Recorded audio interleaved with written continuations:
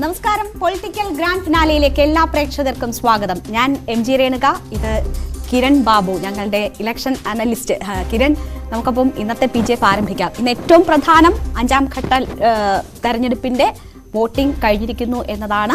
ഭേദപ്പെട്ട പോളിംഗ് ഇതുവരെ കിട്ടുന്ന റിപ്പോർട്ട് അനുസരിച്ച് 7 ഘട്ടത്തിൽ 5 ഘട്ടവും കഴിഞ്ഞിരിക്കുന്നു.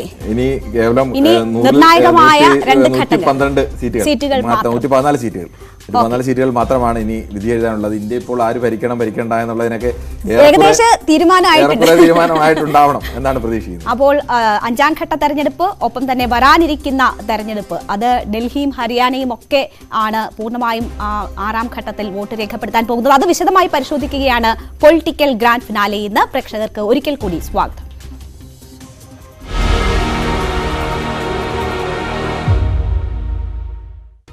Political Grand Finale, co-presented by Berger Paints, 100 years of trust. Educational partners, IBIS Group of Educational Institutions. ഇനി കണ്ണടച്ചല്ല, കണ്ണ് തുറന്ന് സ്വപ്നം കാണാം. IBIS-ലൂടെ Indian Institute of Commerce, Lakshya. Join Indian Institute of Commerce, ലക്ഷ്യ. 21ാം വയസ്സിൽ life is settle. And Jain deemed to be University, Kochi. Be the change, be the future with Jain deemed to be University, Kochi. നിർണായകമായ 5ാം ഘട്ടവും പിന്നിട്ടിരിക്കുകയാണ് ലോക്സഭാ തെരഞ്ഞെടുപ്പ്. 5ാം ഘട്ടത്തിൽ ഏറ്റവും ഒടുവിൽ ലഭിക്കുന്ന വിവരം അനുസരിച്ച് 56.68% പേർ വോട്ട് രേഖപ്പെടുത്തിയിരിക്കുന്നു. 73% പോളിംഗ് രേഖപ്പെടുത്തിയ ബംഗാളിലാണ് കൂടുതൽ പേർ വോട്ട് രേഖപ്പെടുത്തിയിരിക്കുന്നത്. ഏറ്റവും കുറവ് മഹാരാഷ്ട്രയിലാണ്, 48.66%. ഇന്ന് പോളിംഗ് നടന്ന സംസ്ഥാനങ്ങളൊന്ന് പരിശോധിച്ചാൽ ബീഹാറിൽ 52.35%, ജമ്മു ആൻഡ് കാശ്മീരിൽ 54.21%. അവിടെ ബരാമുള്ളയിലാണ് വോട്ടെടുപ്പ് നടന്നത്. അവിടെ 35 വർഷത്തിന് ശേഷമുള്ള ഏറ്റവും ഉയർന്ന പോളിംഗ് ആണ്. 1984-ലെ 61%. ഇതിനു മുൻപുള്ള ഏറ്റവും കൂടിയ പോളിംഗ്. ജാർഖണ്ഡിൽ 61.90%, ലഡാക്കിൽ 67.15%, മഹാരാഷ്ട്രയിൽ ഏറ്റവും കുറവ് നേരത്തെ സൂചിപ്പിച്ചതുപോലെ 48.66% പേർ മാത്രമാണ് മഹാരാഷ്ട്രയിൽ വോട്ട് രേഖപ്പെടുത്തിയത്. നഗരപ്രദേശങ്ങൾ കേന്ദ്രീകരിച്ചായിരുന്നു. 5 മണി വരെയുള്ള കണക്കാണ്. കൂടാം. എന്തായാലും ഏറ്റവും ഒടുവിൽ ലഭിക്കുന്ന കണക്കനുസരിച്ച് 48% പേരെ വോട്ട് രേഖപ്പെടുത്തിയിരുന്നുള്ളൂ. നഗര കേന്ദ്രീകൃതമായ പ്രദേശങ്ങളിലായിരുന്നു മഹാരാഷ്ട്രയിൽ വോട്ടെടുപ്പ് നടന്നത്. ഒഡീഷയിൽ 60.55%, UP-യിൽ 55.80%, വെസ്റ്റ് ബംഗാളിൽ ഏറ്റവും കൂടുതൽ 73% എന്നിങ്ങനെയാണ് വോട്ട് രേഖപ്പെടുത്തിയിരിക്കുന്നത്. 8 സംസ്ഥാനങ്ങളിലെയും കേന്ദ്രഭരണ പ്രദേശങ്ങളിലെയും 49 മണ്ഡലങ്ങളിലേക്കായിരുന്നു തെരഞ്ഞെടുപ്പ് നടന്നത്. 695 സ്ഥാനാർത്ഥികളാണ് ഇന്ന് ജനവിധി തേടിയത്. കിരൺ, 57.38% 6 മണിയുടെ ഏറ്റവും അവസാനത്തെ കണക്കുകൾ വന്നിട്ടുണ്ട്. എന്തായാലും അതും കുറച്ചുകൂടി എന്തായാലും മെച്ചപ്പെടും എന്ന് തന്നെയാണ് അവസ്ഥ. എന്തായാലും അങ്ങനെ ഉയർന്നത് 4ാം ഘട്ടം തന്നെ ആകാനുള്ള സാധ്യതയാണോ കിരൺ കാണുന്നത്, അതോ ഈ ഘട്ടത്തിൽ 4ാം ഘട്ടത്തിനേക്കാൾ ഉയർന്ന പോളിംഗ് ഉണ്ടാകുമെന്ന് പ്രതീക്ഷിക്കുന്നുണ്ടോ? ഈ ഘട്ടത്തിൽ ബംഗാളിൽ മാത്രമാണ് യഥാർത്ഥത്തിൽ ആ തരത്തിലേക്ക് ഒരു പോളിംഗ് സാധാരണ ഇതിൽ വരുന്നത്. ബംഗാളിനെ സംബന്ധിച്ചിടത്തോളം രാഷ്ട്രീയമായി ഇപ്പൊ കേരളത്തെയൊക്കെ പറഞ്ഞതുപോലെ തന്നെ രാഷ്ട്രീയമായി ചേരിതിരിവൊക്കെ അതിശക്തമായ ഒരു സംസ്ഥാനമാണ്. പ്രത്യേകിച്ച് ബംഗാളിൽ മമതാ ബാനർജിയും BJPയും തമ്മിലുള്ള അതിശക്തമായ മത്സരം. ഒപ്പം തന്നെ ഇത്തവണ CPM അതിന്റെ തകർന്നു പോയ അവസ്ഥയിൽ നിന്ന് അത് തിരിച്ചു പിടിക്കാൻ വേണ്ടിയുള്ള വലിയ ശ്രമം CPM-ഉം കോൺഗ്രസും ചേർന്ന് നടത്തുന്നുണ്ട്. അതുകൊണ്ട് തന്നെ അവിടെയൊക്കെ പോളിംഗ് ശതമാനം ഉയരാനുള്ള സാധ്യത കൂടുതൽ ജനങ്ങൾ ചർച്ച ചെയ്യുന്ന വിഷയങ്ങളിലേക്കൊക്കെ വരുന്നു. മഹാരാഷ്ട്രയെ സംബന്ധിച്ചാണ് ഏറ്റവും കൂടുതൽ ആശങ്ക. മഹാരാഷ്ട്രയിൽ 2 പ്രധാനപ്പെട്ട നേതാക്കൾ, ശരത് പവാറും ഉദ്ധവ് താക്കറെയും, ഈ 2 പേരുടെയും ഒപ്പമാണോ അവരുടെ 2 പേരുടെയും പാർട്ടികൾ നിൽക്കുന്നത്, അതോ അവരിൽ നിന്ന് വേർവിട്ടു പോയ അജിത് പവാറിനൊപ്പമാണോ NCP-യിലെ കൂടുതൽ ആളുകൾ നിൽക്കുന്നത്, അതോ ഷിൻഡയ്ക്കൊപ്പമാണോ ശിവസേനയിലെ കൂടുതൽ ആളുകൾ നിൽക്കുന്നത്? അത് പ്രത്യേകിച്ച് നഗര വോട്ടർമാരാണ് നിർണ്ണയിക്കുന്നത്. നഗര മണ്ഡലങ്ങളാണ് ഏറ്റവും കൂടുതൽ ഈ ഘട്ടത്തിൽ വോട്ടെടുപ്പ് നടന്നത്. തീർച്ചയായും ഇന്ത്യ മുന്നണി ഏറ്റവും കൂടുതൽ പ്രതീക്ഷ വെക്കുന്ന സംസ്ഥാനം കൂടിയാണ് മഹാരാഷ്ട്ര. അവിടെ പോളിംഗ് ശതമാനം ഇത്രയും കുറയുന്നത് 2 പേരെ സംബന്ധിച്ചും ആശങ്കപ്പെടുത്തുന്നുണ്ടാകും.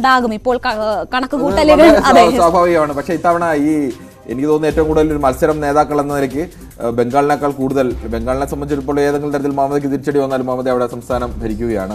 പക്ഷേ മഹാരാഷ്ട്രയിൽ അങ്ങനെയല്ല. മഹാരാഷ്ട്രയെ സംബന്ധിച്ചിടത്തോളം അവിടുത്തെ വിജയപരാജയം ചിലപ്പോൾ സംസ്ഥാന സർക്കാരിൻ്റെ ഭാവിയെ തന്നെ ചിലപ്പോൾ ബാധിച്ചേക്കാം. സംസ്ഥാന സർക്കാർ നിൽക്കുന്നത് തന്നെ ഒരു വിഭാഗം ശിവസേനയിൽ നടന്ന ഒരു വിഭാഗം NCPയിൽ നടന്ന ഒരു വിഭാഗം, ഈ രണ്ടുപേരെയും കൂട്ടിയോജിപ്പിച്ചുകൊണ്ടാണ് അവിടെ ഒരു സർക്കാർ നിൽക്കുന്നത്. ആ സർക്കാരിന്റെ ഭാവിയെ തന്നെ ചിലപ്പോൾ ഇനി ഇരട്ട എഞ്ചിന്റെ ബലത്തിലാണ് ഇപ്പോൾ അവിടുത്തെ സർക്കാർ മുന്നോട്ട് പോകുന്നത്.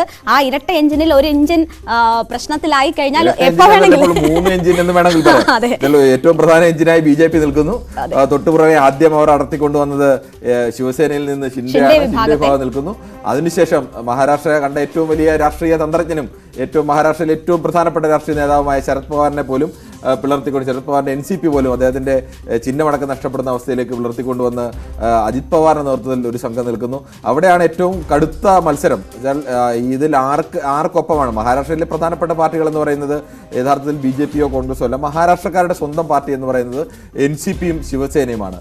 NCPയിലും ശിവസേനയിലും ആർക്കാണ് ഏറ്റവും കൂടുതൽ കരുത്തുണ്ട് എന്ന് തെളിയിക്കേണ്ടത്. പ്രത്യേകിച്ച് ഈ നഗര വോട്ടർമാർ എന്നൊക്കെ പറയുന്നത് ശിവസേനയ്ക്ക് ഒരു കാലത്ത് ശിവസേനയുടെ ഏറ്റവും വലിയ ശക്തി കേന്ദ്രങ്ങളായിരുന്നു ഈ മുംബൈ എന്ന് പറയുന്നത്. മുംബൈ ആ പാർട്ടികളുടെ അണികൾക്കിടയിൽ അത് മാത്രമല്ല ഒരു പ്രാദേശിക വികാരം കൂടി ഉള്ള ഇടമാണ്. അവിടെ ഇപ്പോൾ ഉണ്ടായിട്ടുള്ള ഈ രാഷ്ട്രീയ ചേരിതിരിവുകൾ ഒക്കെ വലിയ രീതിയിൽ നെഗറ്റീവ് ഇമ്പാക്ട് കൂടി ഉണ്ടാക്കിയിട്ടുണ്ട് എന്ന തരത്തിൽ ജനങ്ങൾക്ക് ഇത്തരത്തിൽ വോട്ടിംഗ് ശതമാനം ഉയരാത്തതിന് ഒരു കാരണം ഒന്നുകിൽ ജനങ്ങൾക്ക് ഈ രാഷ്ട്രീയ ചേരിതിരിവുകളിൽ മടുപ്പ് തോന്നിയിട്ടുണ്ട്. ചക്രത്തിൽ പോരും അല്ലെങ്കിൽ അവർ ജയിപ്പിച്ചവർ നിരന്തരം മുന്നണികൾ മാറുന്നു, പിളർപ്പുകൾ ഉണ്ടാകുന്നു. അതിൽ ജനങ്ങൾ വല്ലാതെ അസ്വസ്ഥരാണ്. ഞങ്ങൾ ഇതിൽ പ്രതികരിക്കാനില്ല എന്നൊരു നിലപാടിലേക്ക് ജനങ്ങൾ എത്തുന്നു എന്ന് വേണം കണക്കാക്കാൻ. എന്തായാലും മഹാരാഷ്ട്രയുടെ രാഷ്ട്രീയം കൂടുതൽ പറയുന്നതിന് മുമ്പ് കുറച്ച് വർണ്ണ ശബളമായ കാഴ്ചകൾ കൂടി കാണാം നമുക്ക്.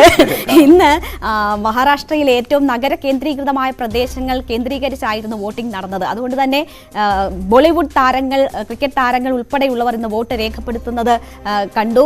മുൻ ക്രിക്കറ്റ് താരം സച്ചിനും രാജ്നാഥ് സിംഗ് വോട്ട് ചെയ്യുന്നതിന്റെ ദൃശ്യങ്ങളാണ് ഇപ്പോൾ വരുന്നത്. വാജ്പേയിയൊക്കെ ദീർഘകാലം പ്രതികരിച്ച മണ്ഡലമാണ് ലക്നൗ.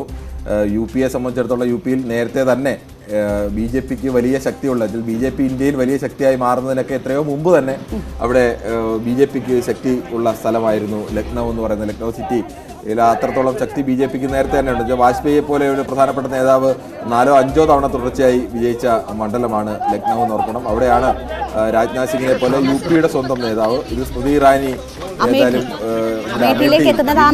വിജയം ആവർത്തിക്കാൻ സ്മൃതി ഇറാനി ഉണ്ട്. സ്മൃതി ഇറാനിയെ ഇത്തവണ എന്തായാലും വീഴ്ത്തുമെന്ന് തന്നെയാണ്. 5ാം ഘട്ടത്തിൽ ഇന്ന് രാഹുൽ ഗാന്ധി പറഞ്ഞ കാര്യങ്ങൾ വളരെ പ്രധാനപ്പെട്ടതാണ്. ഭയപ്പെടുത്തി വോട്ട് ചെയ്യിപ്പിക്കുന്നു എന്ന ഒരു പരാമർശമാണ് രാഹുൽ ഗാന്ധിയുടെ ഭാഗത്തു നിന്നും വന്നിരിക്കുന്നത്. അപ്പോൾ ജനങ്ങളെ ആരോ ഭയപ്പെടുത്തുന്നു, അങ്ങനെ വോട്ട് ചെയ്യാൻ ശ്രമം നടക്കുന്നു എന്ന് പറയുമ്പോൾ എന്താണ് രാഹുൽ ഉദ്ദേശിക്കുന്നത് എന്നത് കൂടി, ഒരു പരാജയം മുന്നിൽ കാണുന്ന, ഇതുവരെ വലിയ ആത്മവിശ്വാസം പറഞ്ഞുകൊണ്ടിരുന്ന രാഹുലിന്റെ ഭാഗത്ത് നിന്ന് 5ാം ഘട്ടം കഴിയുമ്പോൾ ഭയപ്പെടുത്തി വോട്ട്. ഞാൻ നേരത്തെ പറഞ്ഞ കാര്യം, സച്ചിൻ തെണ്ടുൽക്കർ മകൻ അജിത്തിനൊപ്പം അർജുനൊപ്പം എത്തിയാണ് വോട്ട് രേഖപ്പെടുത്തിയത്. അതിനുശേഷം മാധ്യമങ്ങളെ അദ്ദേഹം വിരൽ ഉയർത്തി കാണിക്കുന്നതാണ് നമ്മൾ കണ്ടത്. ഇന്ത്യൻ സിറ്റിസൺ ആയ ശേഷം അക്ഷയ് കുമാർ ആദ്യം ഇന്ന് വോട്ട് രേഖപ്പെടുത്തി. വോട്ട് ചെയ്ത ശേഷം അക്ഷയ് ലണ്ടനിലേക്ക് തന്നെ പറക്കുകയും ചെയ്തു. ഇന്ത്യ കൂടുതൽ ഡെവലപ്ഡ് ആയിട്ടുള്ള നേഷനായി കാണാനാണ് താൻ ആഗ്രഹിക്കുന്നത്, അതിന് ജനങ്ങൾ വോട്ട് ചെയ്യും എന്നതാണ് അക്ഷയ് പറഞ്ഞത്. ദീപിക പദുക്കോൺ രൺവീർ സിംഗിനൊപ്പം എത്തി വോട്ട് രേഖപ്പെടുത്തി. അമ്മയാകാൻ പോകുന്ന സന്തോഷത്തിനിടയിലാണ് ദീപിക എത്തിയത്. കരീന കപൂർ സെയ്ഫ് അലി ഖാനും ആയിട്ട് ഒപ്പം എത്തിയാണ് വോട്ട് രേഖപ്പെടുത്തിയത്. ധർമ്മേന്ദ്ര, തബു, വിദ്യാബാലൻ, ജാൻവി കപൂർ, ഷാഹിദ് കപൂർ, ഫർഹാൻ അക്തർ, സന്യ മൽഹോത്ര, സംവിധായിക സോയ അക്തർ തുടങ്ങിയവർ വോട്ട് രേഖപ്പെടുത്തി. ഒപ്പം തന്നെ വ്യവസായ പ്രമുഖർ ഉൾപ്പെടെയുള്ളവർ വോട്ട് രേഖപ്പെടുത്തി. എന്തായാലും ആ നിലയ്ക്കൊക്കെ വമ്പിച്ച പ്രതികരണം ലഭിച്ചിട്ട് പോലും വോട്ടിംഗ് ശതമാനം 48ലേക്ക് ചുരുങ്ങി എന്നതാണ്. എനിക്ക് തോന്നുന്നു രാഷ്ട്രീയ പ്രമുഖരെ ഒഴിച്ചു നിർത്തിയാൽ ഏറ്റവും കൂടുതൽ സെലിബ്രിറ്റികൾ, വിവിധ മേഖലയിലെ സെലിബ്രിറ്റികൾ ഏറ്റവും കൂടുതൽ നിൽക്കുന്ന സ്ഥലം എന്ന് പറയുന്നത് മുംബൈയാണ്. ഏറ്റവും കൂടുതൽ സിനിമാ മേഖലയിലായാലും ക്രിക്കറ്റിലായാലും ഏറ്റവും കൂടുതൽ സെലിബ്രിറ്റികളുള്ള സ്ഥലം മുംബൈയാണ്. ഇവരെല്ലാം താമസിക്കുന്നത് മുംബൈ നഗരത്തിലാണ്. അതുകൊണ്ട് തന്നെ മുംബൈ നഗരത്തിലെ വോട്ടിങ്ങിൽ ഇത്തരമൊരു താരപരിവേഷം ഉണ്ടാവുക വളരെ സ്വാഭാവികമാണ്.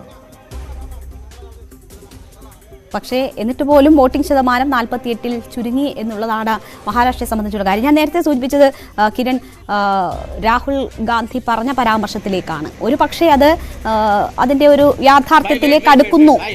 വോട്ടെടുപ്പ് എന്ന നിലയിലായിരിക്കുമോ 5ാം ഘട്ടത്തിൽ ഇങ്ങനെ ഒരു പ്രതികരണം രാഹുലിന്റെ ഭാഗത്തു നിന്നും ഉണ്ടാകുന്നത്? നേരത്തെ EVM-നെ കുറിച്ചൊക്കെയുള്ള പല പരാമർശങ്ങളും പ്രതിപക്ഷത്തിന്റെ ഭാഗത്തു നിന്നും ഉണ്ടായിട്ടുണ്ട്. അതിനോട് ചേർത്ത് വെച്ച് വേണം ഇതും കൂടി കാണാൻ.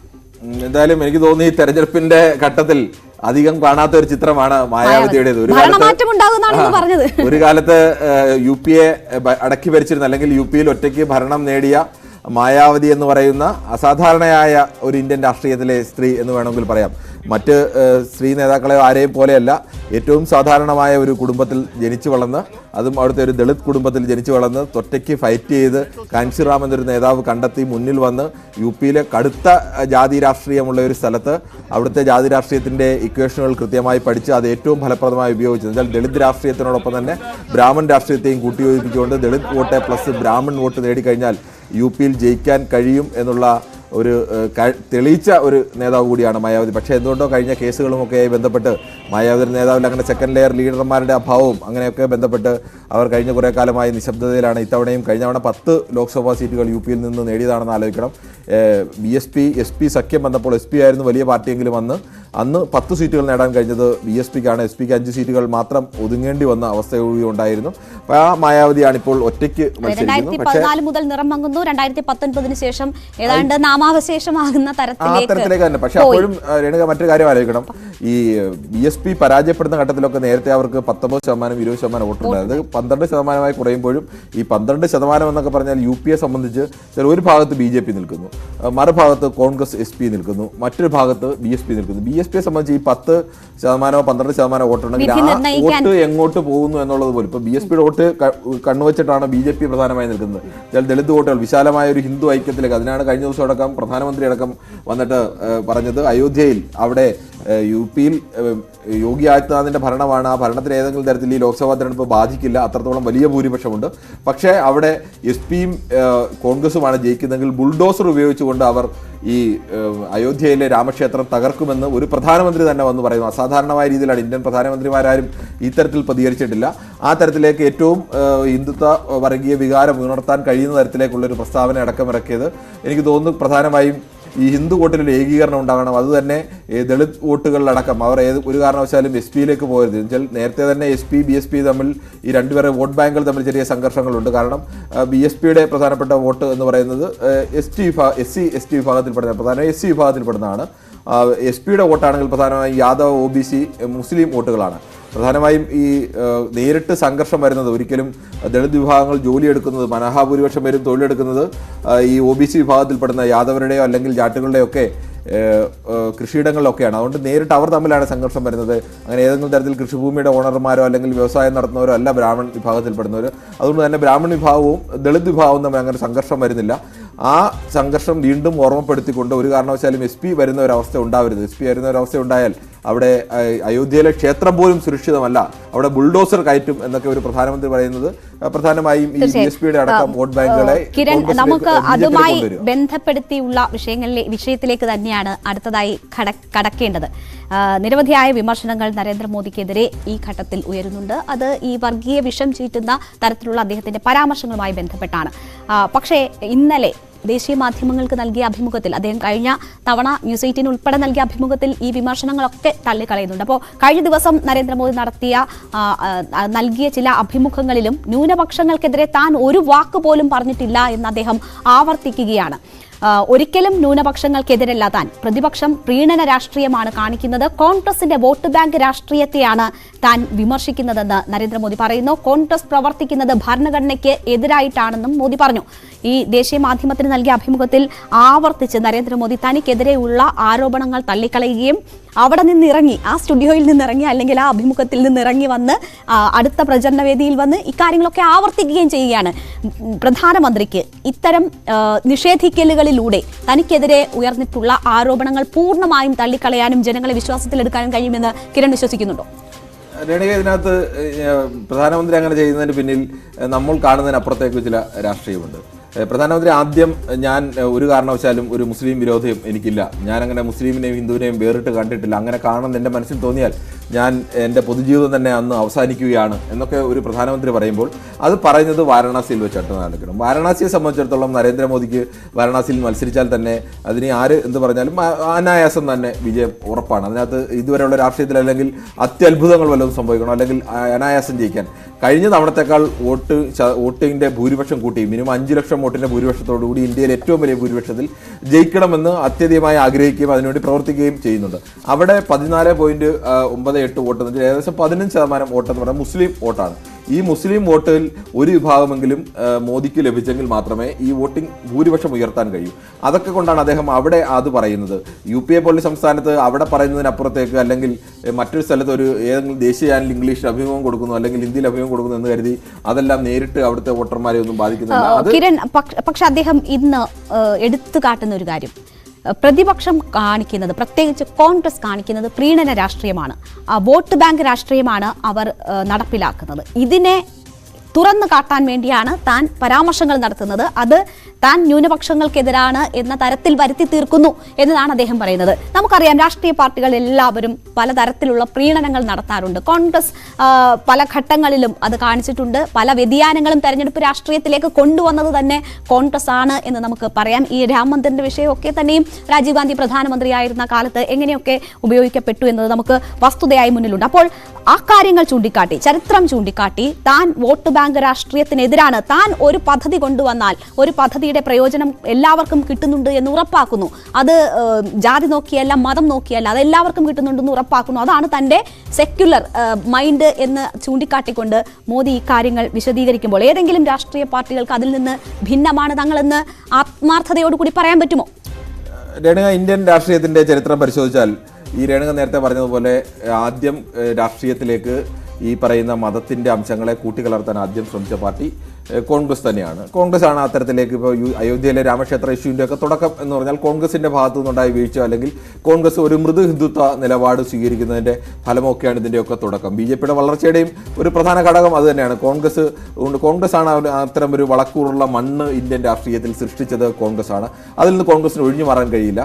പക്ഷേ ഈ വളക്കൂറുള്ള മണ്ണിലൊക്കെ കോൺഗ്രസ് ചെറിയ രീതിയിലൊക്കെ തുടങ്ങിയ ഒരു സംഭവത്തെ കൃത്യമായി മതന്യൂനപക്ഷങ്ങളെ ഒപ്പം നിർത്താൻ ഷാബാനു കേസിൽ ഉൾപ്പെടെ എടുത്ത സമീപനങ്ങളുണ്ട്. അതെ, കോൺഗ്രസ് ആണ് അത്തരത്തിലേക്ക് ഒരു വർഗീയ നിലപാടുകൾ അല്ലെങ്കിൽ ഒരു മതപരമായ നിലപാടുകൾ, മതപരമായ വികാരങ്ങളെ രാഷ്ട്രീയത്തിലേക്ക് കൊണ്ടുവരാനും അതിനെ വോട്ട് ബാങ്കിലേക്ക് എത്തിക്കാനും ഒക്കെ ശ്രമിച്ചത്.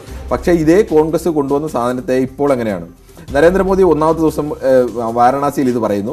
രണ്ടാമത്തെ ദിവസമാണ് നരേന്ദ്രമോദി പറയുന്നത് ഇവിടെ ഇന്ത്യ സഖ്യം അധികാരത്തിൽ വന്നാൽ മുസ്ലിമിനും ഹിന്ദുവിനും വേറെ വേറെ ബഡ്ജറ്റ് കൊണ്ടുവരും എന്ന് പറയുന്നു.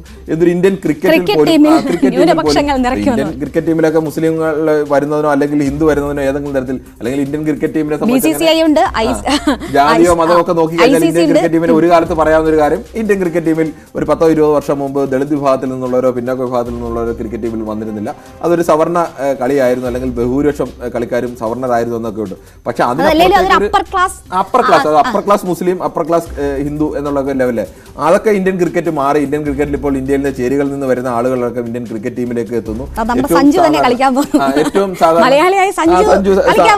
പണ്ട് ഒരു 10-20 വർഷം മുമ്പാണെങ്കിൽ സഞ്ജു സാംസനെ പോലൊരു കളിക്കാരന് ഒരു കാരണവശാലും ഇന്ത്യൻ ടീമിലെത്താനോ ഇത്തരത്തിലെത്താനോ ഒന്നും കഴിയില്ല. ആ അവസ്ഥയൊക്കെ ക്രിക്കറ്റ് ടീമിൽ മാറി. സ്വാഭാവികമായിട്ട് ഇതിപ്പോൾ ഒരു ഷോയാണ്, ബിസിനസ്സാണ്. ആ ബിസിനസ്സിൽ ആര് കൂടുതൽ വരുമാനം കൊണ്ടുവരുന്നത് അതൊക്കെ അടക്കം ഇതിൽ പ്രാധാന്യം. പക്ഷെ അവിടേക്ക് അടക്കം പറയുന്നത് എന്താ, ഇന്ത്യൻ ക്രിക്കറ്റ് ടീമിൽ മുസ്ലിം ഒരാൾ വന്നത് കരുതി ആരും അവർ മുസ്ലിം ആണെന്ന് കണ്ട് അസറുദ്ദീനെ അങ്ങനെ കണ്ടല്ല ആരും കണക്കാക്കിയത്, അല്ലെങ്കിൽ മുഹമ്മദ് കൈഫിനെ അങ്ങനെ കണ്ടല്ല ആരും കണക്കാക്കിയത്. പക്ഷേ അത്തരത്തിലേക്ക് ഒരു ആശയം കൂടി വരുമ്പോൾ സ്വാഭാവികമായും ഏറ്റവും സാധാരണക്കാരായ മനുഷ്യർക്ക് തോന്നും, അല്ലെങ്കിൽ നേരത്തെ പറഞ്ഞു കെട്ടുതാലി അടക്കമെടുത്ത് കൂടുതൽ മക്കളുള്ളവർ എന്ന് അദ്ദേഹം ഉദ്ദേശിക്കുന്നത്. മോദി ന്യൂസ് 18 നൽകിയ അഭിമുഖത്തിൽ നമ്മൾ കഴിഞ്ഞ തവണ അത് ചർച്ച ചെയ്തതാണ്. കൂടുതൽ മക്കളുണ്ട് എന്ന് പറഞ്ഞാൽ അത് ന്യൂനപക്ഷങ്ങളാണ് എന്ന് നിങ്ങൾ എങ്ങനെയാണ് വിചാരിക്കുക? കൂടുതൽ ഏത് മതത്തിലായാലും ദാരിദ്ര്യമുള്ളിടത്ത് കൂടുതൽ മക്കളുണ്ടാകും, അത് സ്വാഭാവികമാണ്. ഞാൻ അങ്ങനെയാണ് പറഞ്ഞതെന്നാണ് നരേന്ദ്രമോദി അത് വിശദീകരിക്കുന്നത്. ഇതെല്ലാം ഈ വിശദീകരണമൊക്കെ വരുമ്പോഴും ആളുകൾ പറയുന്നത് പോലെ ജിഹാദ് ചേർത്ത് പറഞ്ഞത് എങ്ങനെ വിശദീകരിക്കുന്ന അരിയാഹാരം കഴിക്കുന്നവരോ അല്ലെങ്കിൽ ഗോതമ്പ് കഴിക്കുന്നവരോ എന്നൊക്കെ പറയുന്ന പോലെ ഏറ്റവും സാധാരണക്കാരായ മനുഷ്യർക്ക് ഒരാൾ എന്തിനാണ് ഒരു നേതാവ് ഒരു ആശയം പറയുന്നത്, ആശയത്തെ ഏത് തരത്തിലാണ് കൺസീവ് ചെയ്യേണ്ടത് എന്നത് സാധാരണക്കാർക്ക് നല്ല ബോധ്യമുണ്ട്. അത് ആ തരത്തിൽ തന്നെയാണ് പറഞ്ഞത്. എങ്ങനെയാണ് മുസ്ലിം ഹിന്ദു പറയുന്നത് പ്രധാനം ഇതിന് ഉന്നം ഇത് മാത്രമാണ്. കോൺഗ്രസ് SP സഖ്യം ജയിച്ചാല് ജിഹാദുകൾക്ക് കൊടുക്കും എന്നതാണ് പറഞ്ഞത് നരേന്ദ്രമോദി വിശദീകരിച്ചത്. അത് തന്നെയാണ് ഇതിന്റെ പ്രധാനപ്പെട്ട വിഷയം. യു പിയെ സംബന്ധിച്ച് യു പിയിൽ BJPക്ക് ആശങ്കയുണ്ട് എന്നുള്ളത്. അതിൽ ആദ്യ ഘട്ടങ്ങളിൽ എവിടെയും ദക്ഷിണേന്ത്യൻ തെരഞ്ഞെടുപ്പ് നടന്ന ഘട്ടത്തിലോ അല്ലെങ്കിൽ മറ്റു ഘട്ടത്തിലോ ഒന്നും ആദ്യ 2, 3, 4ാമത്തെ ഘട്ടം വരെ യഥാർത്ഥത്തിൽ ആ തരത്തിലേക്ക് ഇന്ത്യൻ രാഷ്ട്രീയത്തിൻ്റെ മുദ്രാവാക്യങ്ങളെ മാറ്റിയിരുന്നില്ല.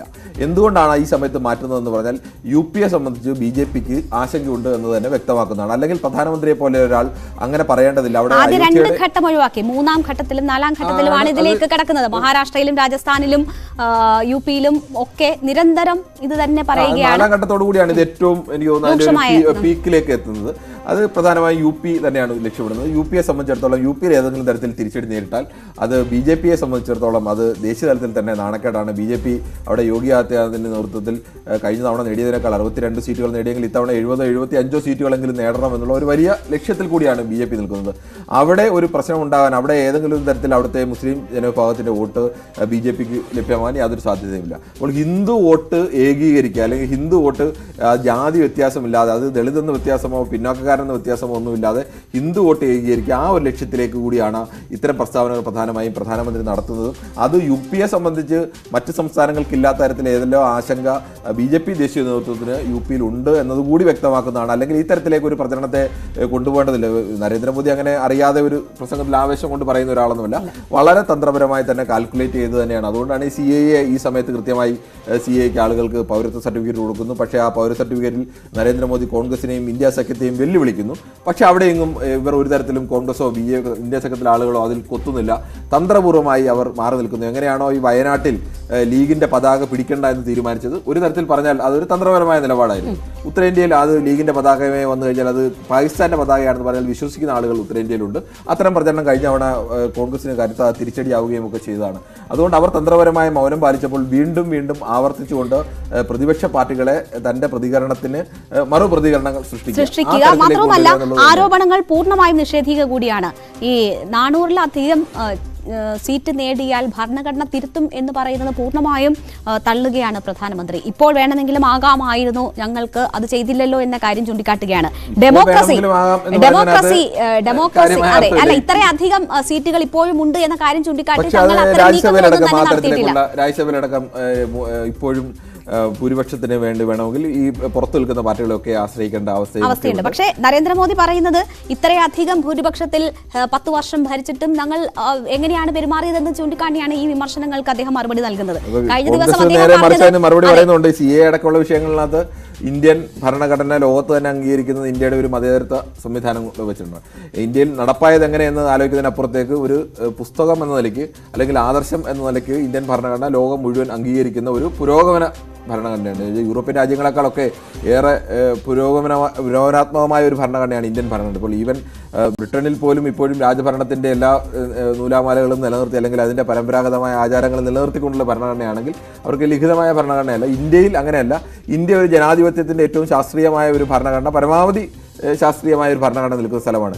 അവിടെ ഇതുവരെയും മതം ഒരു കാരണവശാലും പൗരത്വത്തിനൊരു മാനദണ്ഡമായിരുന്നില്ല. ആദ്യമായിട്ടാണ് ഇന്ത്യൻ ഭരണഘടനയിൽ ഒരു ഭേദഗതി വന്ന് ഏതെങ്കിലും ഒരു മതം ഇവർക്ക് അല്ലെ മതത്തിന്റെ അടിസ്ഥാനത്തിൽ ഇവിടെ വരുന്നവർക്ക് പൗരത്വം.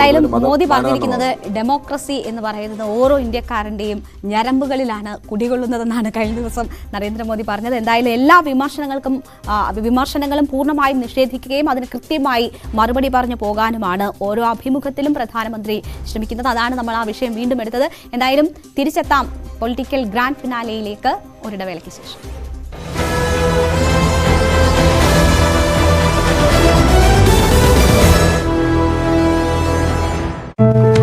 കൂടാതെ വരും മണിക്കൂറുകളിൽ അതിരൂക്ഷമായിട്ടുള്ള കാറ്റിന് സാധ്യതയുണ്ട്. കൂടാതെ ബംഗാൾ ഉൾക്കടലിൽ അത് മറ്റന്നാൾ ബുധനാഴ്ചയോട് കൂടി ഒരു പക്ഷേ അത് അതിതീവ്ര ന്യൂനമർദ്ദമായി മാറാനുള്ള ഒരു സാഹചര്യമുണ്ട്. അതുകൊണ്ട് തന്നെ കടലിൽ പോകരുതെന്നുള്ള നിർദ്ദേശം തീർച്ചയായും അത് തന്നെയാണ്.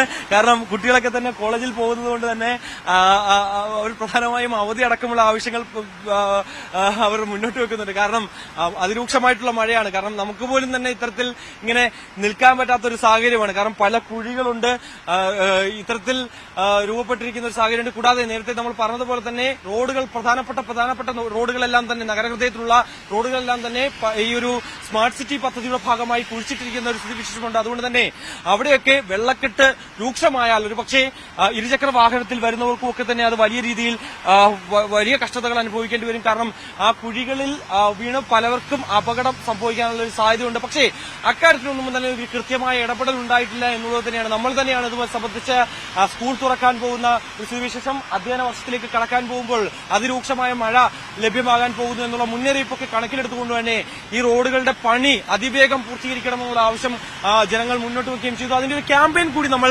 നടത്തിയത് കൂടിയായിരുന്നു. പക്ഷേ അക്കാര്യത്തിലൊന്നും തന്നെ ഒരു കർശനമായ നടപടി സർക്കാരിന്റെ ഭാഗത്തുനിന്ന് ഉണ്ടായിട്ടില്ല എന്നുള്ളത് തന്നെയാണ്. അതുകൊണ്ട് തന്നെയാണ് ഞാൻ നേരത്തെ സൂചിപ്പിച്ച പോലെ തന്നെ ഇവിടെയൊക്കെ വലിയ വെള്ളക്കെട്ട് രൂക്ഷമാവുന്ന സ്ഥിതിവിശേഷം വരും മണിക്കൂറുകളിലും അതിശക്തമായിട്ടുള്ള അതിതീവ്രമായിട്ടുള്ള മഴ ഉണ്ടാകാനുള്ള സാധ്യതയുണ്ട്.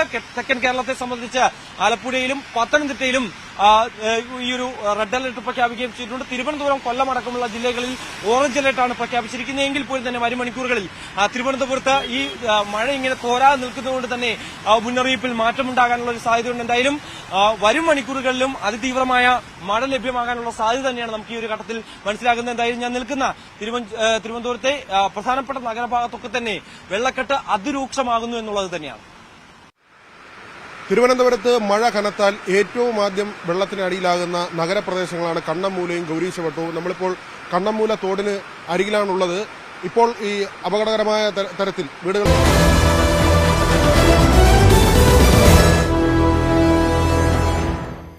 പൊളിറ്റിക്കൽ ഗ്രാൻഡ് ഫിനാലയിലേക്ക് വീണ്ടും സ്വാഗതം. നമ്മളിനി പോകുന്നത് 6ാം ഘട്ടത്തിന്റെ വിശകലനങ്ങളിലേക്കാണ്. 6ാം ഘട്ടത്തിൽ 7 സംസ്ഥാനങ്ങളിലെയും കേന്ദ്രഭരണ പ്രദേശങ്ങളിലെയും 57 മണ്ഡലങ്ങളിലേക്കാണ് തെരഞ്ഞെടുപ്പ് നടക്കുന്നത്.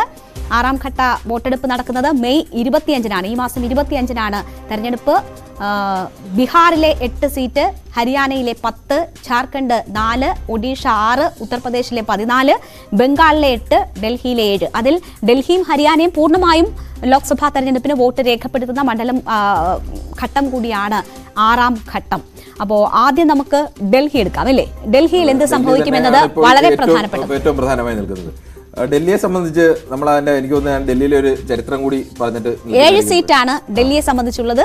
7 സീറ്റും ബി.ജെ.പിയുടെ കയ്യിലാണ് ഇപ്പോൾ ഉള്ളത്. അത് പിടിച്ചെടുക്കാനാണ്. അതെ, കഴിഞ്ഞ 2014 ഡൽഹിയെ സംബന്ധിച്ച് ഡൽഹി കഴിഞ്ഞ 3 തവണയായി 7 സീറ്റ്. ഒരു കാലത്ത് കോൺഗ്രസിന്റെ ഭരണത്തിലായിരുന്നു ഡൽഹി ഉണ്ടായിരുന്നത്. ആ ഡൽഹിയിൽ നിന്ന് കോൺഗ്രസിന്റെ സർക്കാർ മാറുന്നു. 2013 ഇലക്ഷനിൽ വരുന്നു. കോൺഗ്രസും ആം ആദ്മി പാർട്ടി ഒന്നാമത്തെ പാർട്ടിയാവുന്നു, രണ്ടാമത്തെ പാർട്ടി ബി.ജെ.പി ആവുന്നു. കോൺഗ്രസിന്റെ 10 പേര് വരുന്നു. അതിനുശേഷം ആം ആദ്മി പാർട്ടിയും കോൺഗ്രസും ചേർന്ന് അവിടെ ഒരു സർക്കാർ രൂപീകരിക്കുന്നു. ആ സർക്കാർ തകർന്നു വീഴുന്നു. വീണ്ടും തെരഞ്ഞെടുപ്പ് നടക്കുന്നു. ആ തെരഞ്ഞെടുപ്പിലാണ് ഏറ്റവും വലിയ ഭൂരിപക്ഷത്തോടു കൂടി അവിടെ തെരഞ്ഞെടുക്കുന്ന അരവിന്ദ് കെജ്രിവാൾ 70 സീറ്റുകളിൽ 67 സീറ്റുകൾ നേടിക്കൊണ്ട് അരവിന്ദ് കെജ്രിവാൾ അവിടെ അധികാരത്തിലേറുന്നു. 67 സീറ്റ് നമ്മൾ 54.3% വോട്ട് നേടിയാൽ പകുതിക്ക് മേൽ വോട്ട് നേടിക്കൊണ്ടാണ്. പകുതിക്ക് മേൽ 54 എന്ന് പറഞ്ഞാൽ ഏതൊരു രാഷ്ട്രീയ പാർട്ടിയെ സംബന്ധിച്ചിടത്തോളം ഒരു ഭരണം കിട്ടുന്ന ഏറ്റവും ആധികാരികമായ വിജയമാണ്. ആ തരത്തിലേക്കാണ്. അന്ന് ബി.ജെ.പിക്ക് 32%, കോൺഗ്രസിന് 9.7%.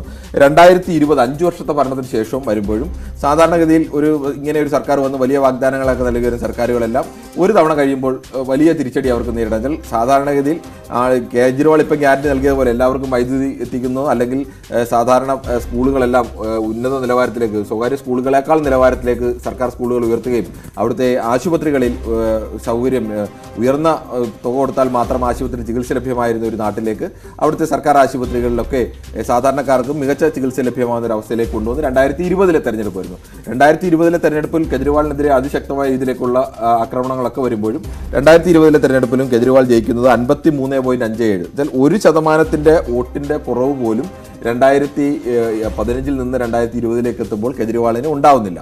അതിനർത്ഥം എങ്ങനെയൊക്കെയാണോ കെജ്രിവാളിനുണ്ടായിരുന്ന ജനപ്രീതി, നിയമസഭ ഒരു മുഖ്യമന്ത്രി എന്ന നിലയിലുണ്ടായിരുന്ന ജനപ്രീതി കെജ്രിവാളിന് നിലനിർത്താൻ കഴിയുന്നുണ്ട്. സീറ്റ് എണ്ണത്തിൽ പക്ഷേ ചെറിയ വ്യത്യാസം വരുന്നു. അപ്പോഴും 62.8 എന്നത് മാത്രമാണ്. പക്ഷേ ഇതിൽ നമ്മൾ ലോക്സഭയിലേക്ക് നോക്കുമ്പോൾ ഒരു സീറ്റ് പോലും ആം ആദ്മിക്ക് ഇതുവരെ ലഭിക്കാത്ത സാഹചര്യം. ലോക്സഭയിലേക്ക് നോക്കുമ്പോൾ വിഷയം ആം ആദ്മി പാർട്ടിയുടെ ലോക്സഭയിൽ ആം ആദ്മി പാർട്ടി പ്രതിനിധിയൊക്കെ ഉണ്ടായിട്ടുണ്ട്. പക്ഷെ അത് പഞ്ചാബിൽ നിന്നാണ്.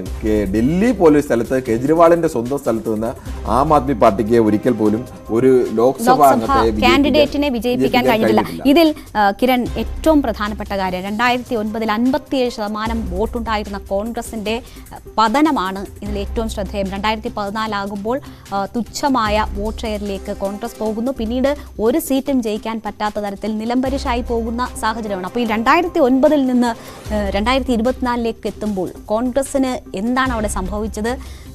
പലതരത്തിലുള്ള അഴിമതി ഉൾപ്പെടെയുള്ള വിഷയങ്ങൾ കോൺഗ്രസിനെ തൂത്തെറിയുന്നതിൽ വളരെ നിർണായകമായിട്ടുണ്ട്. അതിനൊപ്പം തന്നെ ഇപ്പോൾ പക്ഷേ കേജ്രിവാളിനൊപ്പം ചേർന്ന ഒരു തിരിച്ചുവരവിൻ്റെ പാതയിലാണ് കോൺഗ്രസ് എന്ന് അവർ സ്വയം വിശ്വസിക്കുന്നു. അതിൽ എത്രമാത്രം അത് ഫലത്തിൽ റിഫ്ലക്റ്റ് ചെയ്യുമെന്നാണ് പ്രതീക്ഷിക്കുന്നത്? രേണുക, ഒരു പ്രധാനപ്പെട്ട വിഷയം കോൺഗ്രസിനെ സംബന്ധിച്ചിടത്തോളം കോൺഗ്രസ് തുടർച്ചയായി 15 വർഷം അവിടെ ഭരിച്ചാണ്. ഷീലാ ദീക്ഷിത് ഭരിച്ച സ്ഥലമാണ്. 3 തവണ ഷീലാ ദീക്ഷിത് വലിയ വിജയം നേടിക്കൊണ്ട് ഡൽഹിയിൽ ഏറ്റവും ജനപ്രിയ മുഖ്യമന്ത്രിയൊക്കെ ആയിരുന്നു. അതിന് തൊട്ടു മുമ്പാണ് BJPക്ക് ഭരണമുണ്ടായത്. BJP ഭരണമുണ്ടായ സമയത്ത് ആദ്യം മദൻലാൽ ഖുറാന വരുന്നു, പിന്നെ സാഹിബ് സിംഗ് വർമ്മ വരുന്നു. സാഹിബ് സിംഗ് വർമ്മ വന്നിട്ട് ഏറ്റവും അവസാനം ഈ തെരഞ്ഞെടുപ്പിന് തൊട്ട് മുമ്പാണ് BJPയുടെ ഏറ്റവും വലിയ വനിതാ മുഖമായ സുഷമാ സ്വരാജിനെ മുഖ്യമന്ത്രിയാക്കുന്നു. അന്നാണ് ഈ ഉള്ളി വിലയിലൊക്കെ വലിയ വിലക്കയറ്റമുണ്ടായി. അങ്ങനെ സുഷമാ സ്വരാജിന്റെ നേതൃത്വത്തിൽ വരുന്ന ഒരു BJP സർക്കാർ താഴെ വീഴുകയും അവിടെ കോൺഗ്രസ് വലിയ വിജയം നേടുകയും ഒക്കെ ചെയ്യുന്നു. ആ കാലത്തെല്ലാം കോൺഗ്രസിനെ സംബന്ധിച്ച് അവിടെ ഡൽഹിയിൽ ഒരു വലിയ ആധിപത്യം ഉണ്ടായിരുന്നു. ഡൽഹിയുടെ ഒരു പൊതു സ്വഭാവവും ഡൽഹി എപ്പോഴും ഈ കേന്ദ്രത്തിൽ ഭരിക്കുന്ന ആളുകൾക്കൊപ്പം നിൽക്കുക എന്നൊരു സ്വഭാവം കൂടി ഉണ്ടായിരുന്നു. ആ സർക്കാരിൻ്റെ കാലത്തെല്ലാം UPA സർക്കാർ 1ഉം 2ഉം UPA സർക്കാരിൻ്റെ കാലത്തെല്ലാം തന്നെ അതിശക്തമായ രീതിയിലേക്ക് ഡൽഹിയിൽ കോൺഗ്രസിന് ആധിപത്യം ഉണ്ടായിരുന്നു. പക്ഷേ അവസാന ഘട്ടത്തിലേക്ക് വന്നപ്പോഴേക്കും അഴിമതി ആരോപണങ്ങളുമൊക്കെ ശക്തമായ അഴിമതി ആരോപണങ്ങൾ വന്നു. ഷീലാ ദീക്ഷിതിൻ്റെ ജനപ്രീതിയിൽ ഇടിവുണ്ടായി. അവിടെ പ്രത്യേകിച്ച് ഡൽഹിയിലെ ഓടുന്ന ബസ്സിൽ പെൺകുട്ടി ബലാത്സംഗം ചെയ്യപ്പെടുന്ന ഇഷ്യൂവിലൊക്കെ വന്നപ്പോൾ ഷീലാ ദീക്ഷിതിൻ്റെ ചില പ്രതികരണങ്ങളൊക്കെ അവിടുത്തെ ചെറുപ്പക്കാരൊക്കെ വലിയ തരത്തിലേക്ക് അതിനെതിരായ വികാരം വന്നു. ഡൽഹിയിൽ ഇങ്ങനെ രാഷ്ട്രീയ ഭേദമന്യേ ഞങ്ങൾ അന്ന് ഡൽഹിയിൽ ഞാൻ ഉണ്ടായ സമയത്ത് എനിക്ക് രാഷ്ട്രീയ ഭേദമന്യേ സാധാരണ ഡൽഹിയിൽ അങ്ങനെ ഒരു സമരത്തിന് ഈ പണം കൊടുത്തു കൊണ്ടുവരുന്ന ആളുകൾക്ക് അപ്പുറത്തേക്ക് അങ്ങനെ സ്വമേധയായി വരുന്ന ആളുകളൊക്കെ കുറവായിരുന്നു. പക്ഷേ അവിടെ സ്വമേധ അതുവരെ ഒരു രാഷ്ട്രീയ സമരത്തിന് മടങ്ങിയിട്ടില്ലാത്ത ആളുകളൊക്കെ വരുന്നു. അവർ ഇന്ത്യയുടെ അന്നത്തെ ഏറ്റവും പ്രധാനപ്പെട്ട വീതിയായ ഈ രാജ്പഥിൽ വന്നുകൊണ്ട്, രാജ്പഥ് ഇന്ത്യയുടെ 1ാം നമ്പർ വീതിയായിരുന്നു അന്ന്, രാജ്പഥ് എന്നായിരുന്നു പേര്. അന്ന് രാജ്പഥിൽ വന്നുകൊണ്ട് രാഷ്ട്രപതി ഭവന് മുന്നിൽ വന്ന് ഈ നടുവിരൽ ഉയർത്തി രാഷ്ട്രപതി ഭവന് നേരെ കാണിക്കുന്ന ചിത്രമൊക്കെ വരുന്നു. ആയിരക്കണക്കിന് വരുന്ന ചെറുപ്പക്കാർ ഈ സമരത്തിലേക്ക് വരുന്നു. അന്നാണ് ഈ സമരത്തിൻ്റെയൊക്കെ മുൻപന്തിയിലൊക്കെ യഥാർത്ഥത്തിൽ ഈ ലെഫ്റ്റ് നേതാക്കളൊക്കെ വന്ന് നിൽക്കുകയൊക്കെ ചെയ്തിരുന്നു. രാഹുൽ ഗാന്ധി ആ സമരത്തിലേക്ക് വരാത്തതിന് ആദ്യം പ്രതിഷേധമുണ്ടായിരുന്നു, പിന്നീടാണ് സമരത്തിനൊക്കെ പിന്തുണയുമായി വരുന്നത്. എന്തായാലും പക്ഷേ ആ സമരത്തിലേക്ക് വന്നപ്പോഴേക്കും BJPയുടെ ഒരു നേട്ടമാണ് അവിടെ പ്രധാനമായി. അണ്ണാ ഹസാരയുടെ സമരത്തിൻ്റെ ഒരു പിന്തുടർച്ച ഉണ്ടാകുന്നു. അതിൻ്റെ പിന്തുടർച്ചയായിട്ട് സ്വാഭാവികമായും അരവിന്ദ് കെജ്രിവാളിൻ്റെ നേതൃത്വത്തിലുള്ള ഒരു വലിയ ഒരു മുന്നേറ്റം, ജനകീയ മുന്നേറ്റം ഉണ്ടാകുന്നു. അവിടെ സാധാരണക്കാരൻ്റെ പ്രതിനിധിയാണ് ചൂലുമായി വന്ന അരവിന്ദ് കെജ്രിവാൾ എന്നൊരു തോന്നലുണ്ടെന്ന്. അവിടുത്തെ ഒരു പരമ്പരാഗത രാഷ്ട്രീയ ശൈലി കിരൺ, നമ്മൾ ഡൽഹിയുടെ കാര്യത്തിൽ പരിശോധിച്ചാൽ കോൺഗ്രസ് ഇതര അല്ലെങ്കിൽ കോൺഗ്രസിനെതിരായ വികാരമാണ് തെരഞ്ഞെടുപ്പിൽ കൃത്യമായി അവിടെ പ്രതിഫലിക്കുന്നത് എന്ന് നമുക്ക് കാണാം. അത് വോട്ട് ഷെയറിന്റെ കാര്യത്തിലായാലും തെരഞ്ഞെടുപ്പ് ഫലത്തിന്റെ കാര്യത്തിലായാലും. മറിച്ചൊരു ഓപ്ഷൻ ഉണ്ടായിരുന്നത് ആം ആദ്മി പാർട്ടിയാണ്. അവിടെ അവരെ തെരഞ്ഞെടുക്കുന്നു, ലോക്കൽ ഇലക്ഷനിൽ അവരെ തെരഞ്ഞെടുക്കുന്നു. അല്ലാണ്ട് നോക്കുമ്പോൾ ലോക്സഭയിലേക്ക് BJPയെ തെരഞ്ഞെടുക്കുന്നു എന്നതിലൂടെ വളരെ വ്യക്തമാണ് കോൺഗ്രസിനെതിരായ വികാരമാണ് ഡൽഹിയെ മുന്നോട്ട് കൊണ്ടുപോയിക്കൊണ്ടിരിക്കുന്നത്. അതിൽ എന്തെങ്കിലും മാറ്റം ഇപ്പോൾ ഉണ്ടോ? ഈ അരവിന്ദ് കെജ്രിവാളുമായി വലിയ പ്രശ്നങ്ങളില്ലാതെ സീറ്റ് ഷെയർ സാധ്യമായി എന്നത്, അല്ലെങ്കിൽ അതിൽ ഒരുമിച്ച് നിൽക്കാനായി എന്നത് അവരെ സംബന്ധിച്ചൊരു നേട്ടമാണ്. പക്ഷേ അതൊരു തെരഞ്ഞെടുപ്പ് ഫലമായി പ്രതിഫലിക്കുമോ? കാരണം ആം ആദ്മിക്ക് തന്നെയും ഒന്നും പ്രൂവ് ചെയ്യാനായിട്ടില്ല ലോക്സഭാ തെരഞ്ഞെടുപ്പിന്റെ സാഹചര്യത്തിൽ. അത് രേണുക പറഞ്ഞ വളരെ കറക്റ്റായ ഒരു വിഷയമാണ്. അതിനൊരു വിഷയം അവിടുത്തെ ലോക്സഭാ തെരഞ്ഞെടുപ്പിലും മുനിസിപ്പൽ തെരഞ്ഞെടുപ്പിലൊക്കെ BJPക്ക് ശക്തമായ മേൽക്കൈയുണ്ട്. 3 മുനിസിപ്പൽ തെരഞ്ഞെടുപ്പുകളിലൊക്കെ BJPക്ക് മേൽക്കൈ നേടുന്നു. പക്ഷേ നിയമസഭാ തെരഞ്ഞെടുപ്പ് വരുമ്പോൾ ഡൽഹിക്കാർ ഒറ്റ നേതാവേ ഉള്ളൂ, അത് അരവിന്ദ് കെജ്രിവാളാണ്. കെജ്രിവാളിനെ ഞങ്ങൾക്ക് മുഖ്യമന്ത്രി എന്ന നിലയ്ക്ക് 100% വിശ്വാസമാണ്. പക്ഷേ പ്രധാനമന്ത്രി സ്ഥാനത്തേക്ക് വരേണ്ടത് കെജ്രിവാൾ അല്ല, അത് നരേന്ദ്രമോദിയാണ് എന്നതുകൊണ്ട് നരേന്ദ്രമോദിക്ക് 54%, അതാണ് ഈ നമ്മുടെ നിയമസഭയുടെയും രണ്ടിടത്തും BJP കഴിഞ്ഞ ലോക്സഭാ തെരഞ്ഞെടുപ്പിൽ 50%-ന് മേളിൽ വോട്ട് നേടിയാണ് 7 സീറ്റുകളും നേടുന്നത്. കഴിഞ്ഞ നിയമസഭാ തെരഞ്ഞെടുപ്പിൽ, അതിനുശേഷം നടന്ന നിയമസഭാ തെരഞ്ഞെടുപ്പിൽ കെജ്രിവാൾ 53.45% വോട്ട് നേടിയാണ് കെജ്രിവാൾ അവിടെ ഭരണത്തിലെങ്കിൽ അന്ന് BJPക്ക് വോട്ട് ചെയ്ത അതേ ആളുകൾ തന്നെയാണ് കെജ്രിവാളിനും വോട്ട് ചെയ്യുന്നത്. കെജ്രിവാളിന് വോട്ട് ചെയ്യുന്നവരും BJPക്ക് വോട്ട് ചെയ്യുന്നതിലും നല്ലൊരു ശതമാനം ആളുകൾ ഒരേ ആളുകൾ തന്നെയാണ് എന്നതാണ്. പക്ഷേ ഇത്തവണ ഒരു ചെറിയ വ്യത്യാസം ഉണ്ടാകാൻ സാധ്യതയുള്ളത് കെജ്രിവാളിന്റെ ഭരണത്തെ ഡൽഹിക്കാർ എത്രത്തോളം സ്നേഹിക്കുന്നു അല്ലെങ്കിൽ ഇഷ്ടപ്പെടുന്നു എന്നുള്ളത് അദ്ദേഹത്തിന് നൽകുന്ന തുടർച്ചയായ വിധിയിൽ നിന്ന് അല്ലെങ്കിൽ ജനവിധിയിൽ നിന്ന് വ്യക്തമാണ്. പക്ഷേ ആ കെജ്രിവാളിന്റെ ഭരണത്തെ ദുർബലപ്പെടുത്താൻ വേണ്ടി ആ ഭരണത്തിനെതിരെ ലഫ്റ്റനന്റ് ഗവർണർ ഉപയോഗിച്ചുകൊണ്ട് നിരന്തരമായ ആക്രമണങ്ങൾ ഉണ്ടാകുമ്പോൾ ഡൽഹി ഭരണത്തെ സ്വാഭാവികമായും അത് ഒരു വലിയ അളവ് വരെ ബാധിക്കുന്നുണ്ട്. കെജ്രിവാളിനെ പോലെ അഴിമതി വിരുദ്ധ പോരാട്ടത്തിലൂടെ മുന്നേക്ക് വന്നൊരു നേതാവ്, അഴിമതി നടത്തില്ല എന്ന് ഉറച്ച വിശ്വാസം ജനങ്ങൾക്ക് ഉള്ള ഒരു നേതാവ്, നടത്തിയില്ലയോ എന്നുള്ളത് രണ്ടാമത്തെ വിഷയമാണ്. പക്ഷേ അങ്ങനെ ഇല്ല എന്ന് വിശ്വാസമുള്ള ഒരു നേതാവ്, എന്തായാലും താഴെ തട്ടിലെ വലിയ രീതിയിൽ അഴിമതി തുടച്ചു നീക്കുക. ഡൽഹിയെ പോലെ ഒരു സ്ഥലത്തൊക്കെ ഒരു ചെറിയ ഓഫീസിൽ ചെന്നാൽ പോലും കൈക്കൂലി കൊടുക്കാതെ ഒരു കാര്യവും ഡൽഹിയിൽ ഷീലാ ദീക്ഷിത് സർക്കാരിൻ്റെ കാലത്ത് നടക്കില്ലായിരുന്നുവെങ്കിൽ കെജ്രിവാൾ വന്ന ശേഷം അങ്ങനെയല്ല. ഡൽഹിയിലെ പല സർക്കാർ ഓഫീസുകളിലും സാധാരണക്കാരന് കടന്നു ചെല്ലാനും അവരുടെ കാര്യങ്ങൾ നടത്തിയെടുക്കാനും കഴിയും. അഴിമതിക്ക് കൈക്കൂലി ചോദിക്കാൻ ഉദ്യോഗസ്ഥർക്ക് മടിയുണ്ടാവുന്നൊക്കെ ഒരു അവസ്ഥയുണ്ടായി. അത്തരത്തിലേക്ക് ഒരു വലിയ മാറ്റം ഉണ്ടാക്കി, അഴിമതിക്കെതിരെ ഒരു വലിയ മൂവ്മെന്റ് ഉണ്ടാക്കി അത് പ്രാവർത്തികമാക്കി കാണിച്ച കെജ്രിവാളിനെ ഈ തെരഞ്ഞെടുപ്പിന് തൊട്ടു മുമ്പ് ജയിലിലടയ്ക്കുന്നു. കെജ്രിവാളിനെ ജയിലിലടച്ചാൽ കെജ്രിവാൾ എന്ന് പറയുന്ന നേതാവിനെ ജയിലിലടയ്ക്കുമ്പോൾ സ്വാഭാവികമായും അവിടുത്തെ സാധാരണക്കാരായ മനുഷ്യർക്ക് കെജ്രിവാളിനെ ജയിലിലടച്ചത് കെജ്രിവാളിനെ ഭയപ്പെടുന്നത് കൊണ്ടാണ്, അല്ലെങ്കിൽ കെജ്രിവാളിനെ മനഃപൂർവ്വം കേസിൽ പെടുത്തിയതാണ് എന്നൊരു തോന്നൽ സ്വാഭാവികമാണ്. അത് ഏത് അളവിൽ വരെ വർക്ക് ചെയ്യുന്നു, അതൊരു വലിയ അളവിൽ വർക്ക് ചെയ്ത് കഴിഞ്ഞാൽ അത് എന്തെങ്കിലും ഇമ്പാക്ട് ഇതിപ്പോൾ നമ്മൾ കെജ്രിവാൾ പുറത്തിറങ്ങിയ ഘട്ടത്തിൽ അതൊരു ഓൾ ഇന്ത്യ തന്നെ ഒരു ഇമ്പാക്ട് ഉണ്ടാക്കും എന്ന് കരുതിയിരുന്നു ആദ്യ 2-3 ദിവസങ്ങൾ. പക്ഷേ സ്വാതി മലിവാൾ ഇഷ്യൂവിനോടുകൂടി ആം ആദ്മിക്ക് ഒരു വലിയ തിരിച്ചടി ഉണ്ടായിരിക്കുന്ന ഒരു ഘട്ടം കൂടിയാണ്. പക്ഷേ എങ്കിൽ പോലും അന്വേഷണ ഏജൻസികളെ ഉപയോഗിച്ച് നേതാക്കളെ നേരിടുന്നു. ഞങ്ങൾക്ക് പ്രവർത്തിക്കാനാകുന്നില്ല, സംസ്ഥാന ഭരണം പോലും മര്യാദയ്ക്ക് കൊണ്ടുപോകാനാകുന്നില്ല, ഞങ്ങളുടെ ഓഫീസുകൾ അടച്ചുപൂട്ടുന്നു, അക്കൗണ്ടുകൾ ഫ്രീസ് ചെയ്യുന്നു. അപ്പോൾ അത് സംസ്ഥാന ഭരണത്തെ പോലും ബാധിക്കുന്ന വിഷയമാണ്. എങ്ങനെയാണോ കേന്ദ്ര സർക്കാരിന്റെ സമീപനം സംസ്ഥാന ഭരണത്തെ ബാധിക്കുന്നു എന്ന് നമ്മുടെ സംസ്ഥാനത്ത് മുഖ്യമന്ത്രി ആവർത്തിച്ച് പറയുന്നത്, നിയമ പോരാട്ടത്തിന് പോകുന്ന അതേ വിഷയം തന്നെ നേരിടുന്നുണ്ട് ഡൽഹിയും. അപ്പോൾ അങ്ങനെയുള്ള വിഷയം ജനങ്ങൾ മനസ്സിലാക്കിയിട്ടുണ്ട് എങ്കിൽ കൃത്യമായും അതിന്റെ പ്രതിഫലനം ഉണ്ടാകേണ്ടത് ആം ആദ്മിക്ക് അനുകൂലമായ വോട്ട് രേഖപ്പെടുത്തിക്കൊണ്ട് ഈ ലോക്സഭാ തെരഞ്ഞെടുപ്പിലാണ്, അത് ഡൽഹിയിലാണ് ഉണ്ടാകേണ്ടത്. പക്ഷേ അത്തരമൊരു സാഹചര്യം AAP പ്രതീക്ഷിക്കുന്നുണ്ട്. അത് പക്ഷെ സാധ്യമാകുമോ എന്നതാണല്ലോ സംശയം. പഞ്ചാബിൽ ഒരു പക്ഷേ ഇമ്പാക്ട് ഉണ്ടാക്കാൻ സാധിച്ചാൽ പോലും ഡൽഹിയിലെ വിഷയം കെജ്രിവാൾ ഇതുവരെ എന്തായിരുന്നു? ആദ്യം കെജ്രിവാൾ വരുന്നത് കെജ്രിവാൾ പോരാളി എന്ന നിലക്കാണ്. ജനങ്ങളുടെ അടിസ്ഥാനപരമായ ആവശ്യങ്ങൾ ഉന്നയിച്ചുകൊണ്ട് ഇതുവരെ ഉണ്ടായിരുന്ന രാഷ്ട്രീയ സിസ്റ്റത്തിലെല്ലാം പ്രശ്നങ്ങളുണ്ട്, അതിനെതിരെ ജനങ്ങൾക്കൊപ്പം നിന്ന് പോരാടുന്ന ഒരു പോരാളി എന്ന ഇമേജ് ആയിരുന്നു. ഇപ്പോൾ വേട്ടയാടപ്പെടുന്നു.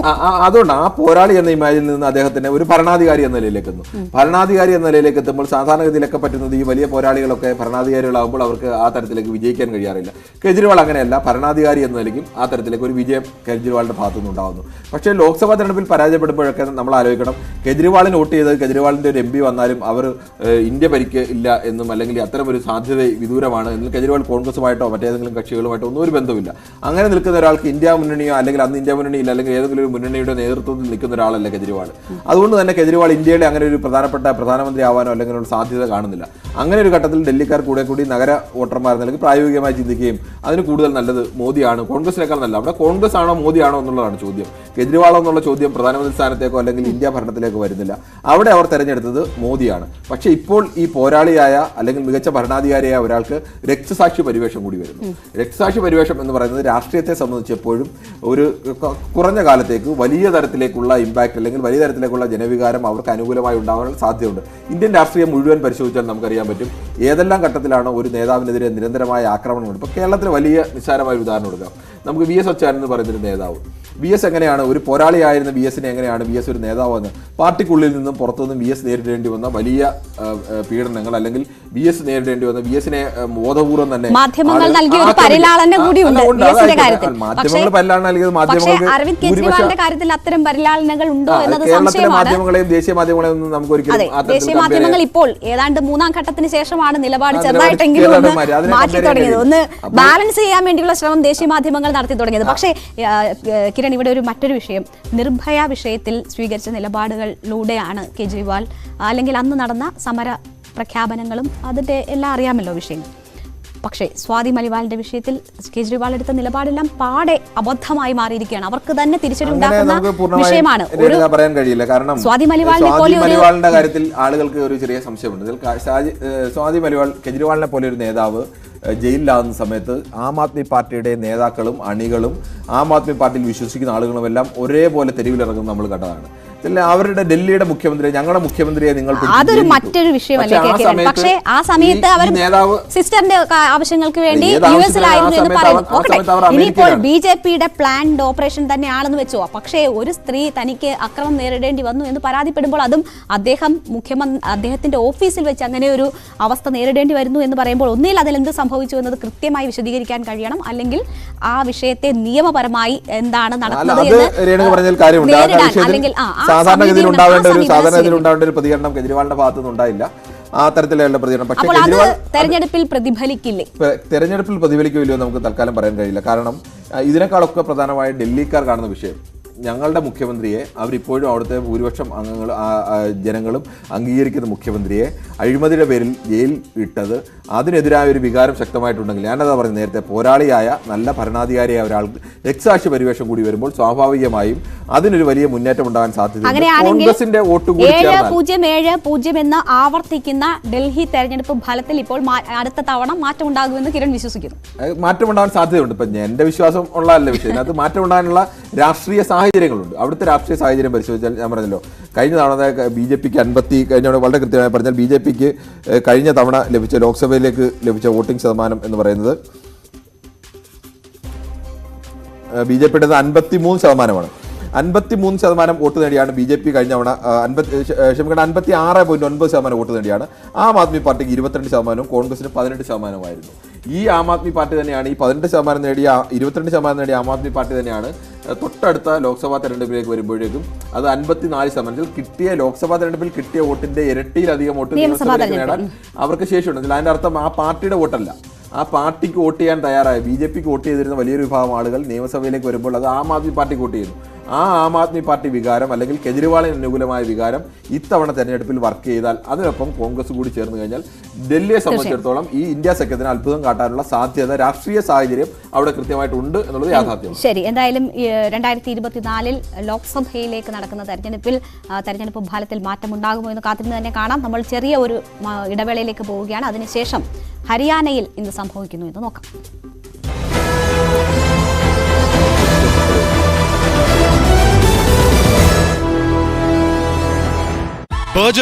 ിലേക്ക് ഇവിടെ ജലനിരപ്പ് ഉയർന്നിട്ടില്ല. പക്ഷേ തുടർച്ചയായി മഴ പെയ്താൽ ഒരുപക്ഷെ ജനങ്ങൾക്ക് ആശങ്കയുണ്ട്, വീടുകളിലേക്ക് വെള്ളം കയറുമെന്ന്. നമ്മൾ കഴിഞ്ഞ മഴക്കാലത്ത് കണ്ടൊരു കാഴ്ചയുണ്ട്. വിവാഹത്തിന് വസ്ത്രങ്ങൾ വാങ്ങിവെച്ചിരുന്ന വീട്ടിലേക്ക് അടക്കം വെള്ളം കയറി ആ വിവാഹ വസ്ത്രങ്ങൾ ഉതിർന്നു പോവുകയും പിന്നീട് ആ പെൺകുട്ടിക്ക് സുമനസ്സുകളായ ആളുകൾ വിവാഹ വസ്ത്രം വാങ്ങിക്കൊടുക്കുന്ന ഒരു കാഴ്ചയുമൊക്കെയും കഴിഞ്ഞ തവണ ഉണ്ടായി. അത് കണ്ണമ്മൂല തോട്ടിന് കരയിലാണ്. നമ്മളിപ്പോൾ ഈ പ്രദേശവാസിയായ ഒരു ആൾ ചേരുന്നുണ്ട്. ഇപ്പൊ എങ്ങനെയുണ്ടാ ഈ വെള്ളം കാണുമ്പോൾ? വെള്ളം എന്ന് പറയുന്നത് ഇപ്പോഴേ ഒരു 4-5 മണിക്കൂർ ഇങ്ങനെ നിന്ന് കഴിഞ്ഞാൽ സാധാരണ വെള്ളം കയറുന്നതാണ് പതിവ്. പിന്നെ ഇത്രയും നേരം തുടർന്ന് നിൽക്കാത്തതുകൊണ്ടാണ് വെള്ളം ഇങ്ങനെ നിൽക്കുന്നത്. പിന്നെ കുറെ ഭാഗം ക്ലീൻ ചെയ്തിട്ടുണ്ട്. ആശങ്കയുണ്ടോ ഈ മഴ ഇങ്ങനെ നിൽക്കുമ്പോൾ? ആശങ്ക വരാതിരിക്കാനുള്ള 99% ആശങ്കയാണ്. 1% മാത്രമേ ചിലപ്പോൾ വന്നില്ല എന്ന് പറയാൻ പറ്റുള്ളൂ. ഇവിടെ ഈ വർക്ക്ഷോപ്പിലൊക്കെ സ്ഥിരം വെള്ളം കയറും. വർക്ക്ഷോപ്പില് സ്ഥിരം പിന്നെ ഇതേപോലെ 4-5 മണിക്കൂറൊക്കെ മഴ നിന്ന് കഴിഞ്ഞാൽ നല്ല രീതിയിൽ എന്ന് പറഞ്ഞാൽ വട്ടപ്പാറ ഇങ്ങനെ ഭാഗത്ത്, കേരള ദൂരം ഇങ്ങനെ ഭാഗത്ത് മഴ നിന്ന് കഴിഞ്ഞാൽ ഇതിനകത്ത് എനിക്ക് നല്ലൊരു ശതമാനം നഷ്ടം വരണമുണ്ട്. കാലാവസ്ഥാ വകുപ്പിന്റെ പ്രവചനം അനുസരിച്ചാണ് സംസ്ഥാനത്ത് പലയിടങ്ങളിലും മഴ പെയ്തുകൊണ്ടിരിക്കുന്നത്. തലസ്ഥാനത്തെ ദുരിതത്തിലാക്കിയിരിക്കുകയാണ്. പല റോഡുകളും വെള്ളത്തിലായിരിക്കുന്നത്.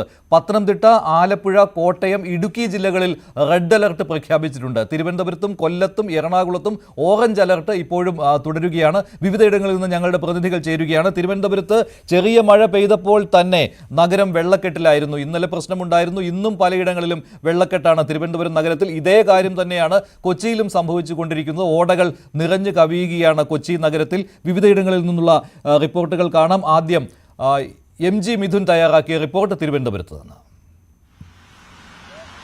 തലസ്ഥാന നഗരിയിൽ അതിരൂക്ഷമായിട്ടുള്ള മഴയാണ് അനുഭവപ്പെടുന്നത്. കഴിഞ്ഞ ദിവസം രാത്രി മുതൽ ആരംഭിച്ചിട്ടുള്ള മഴ ഇപ്പോഴും ശമനമില്ലാതെ തുടരുകയാണ്.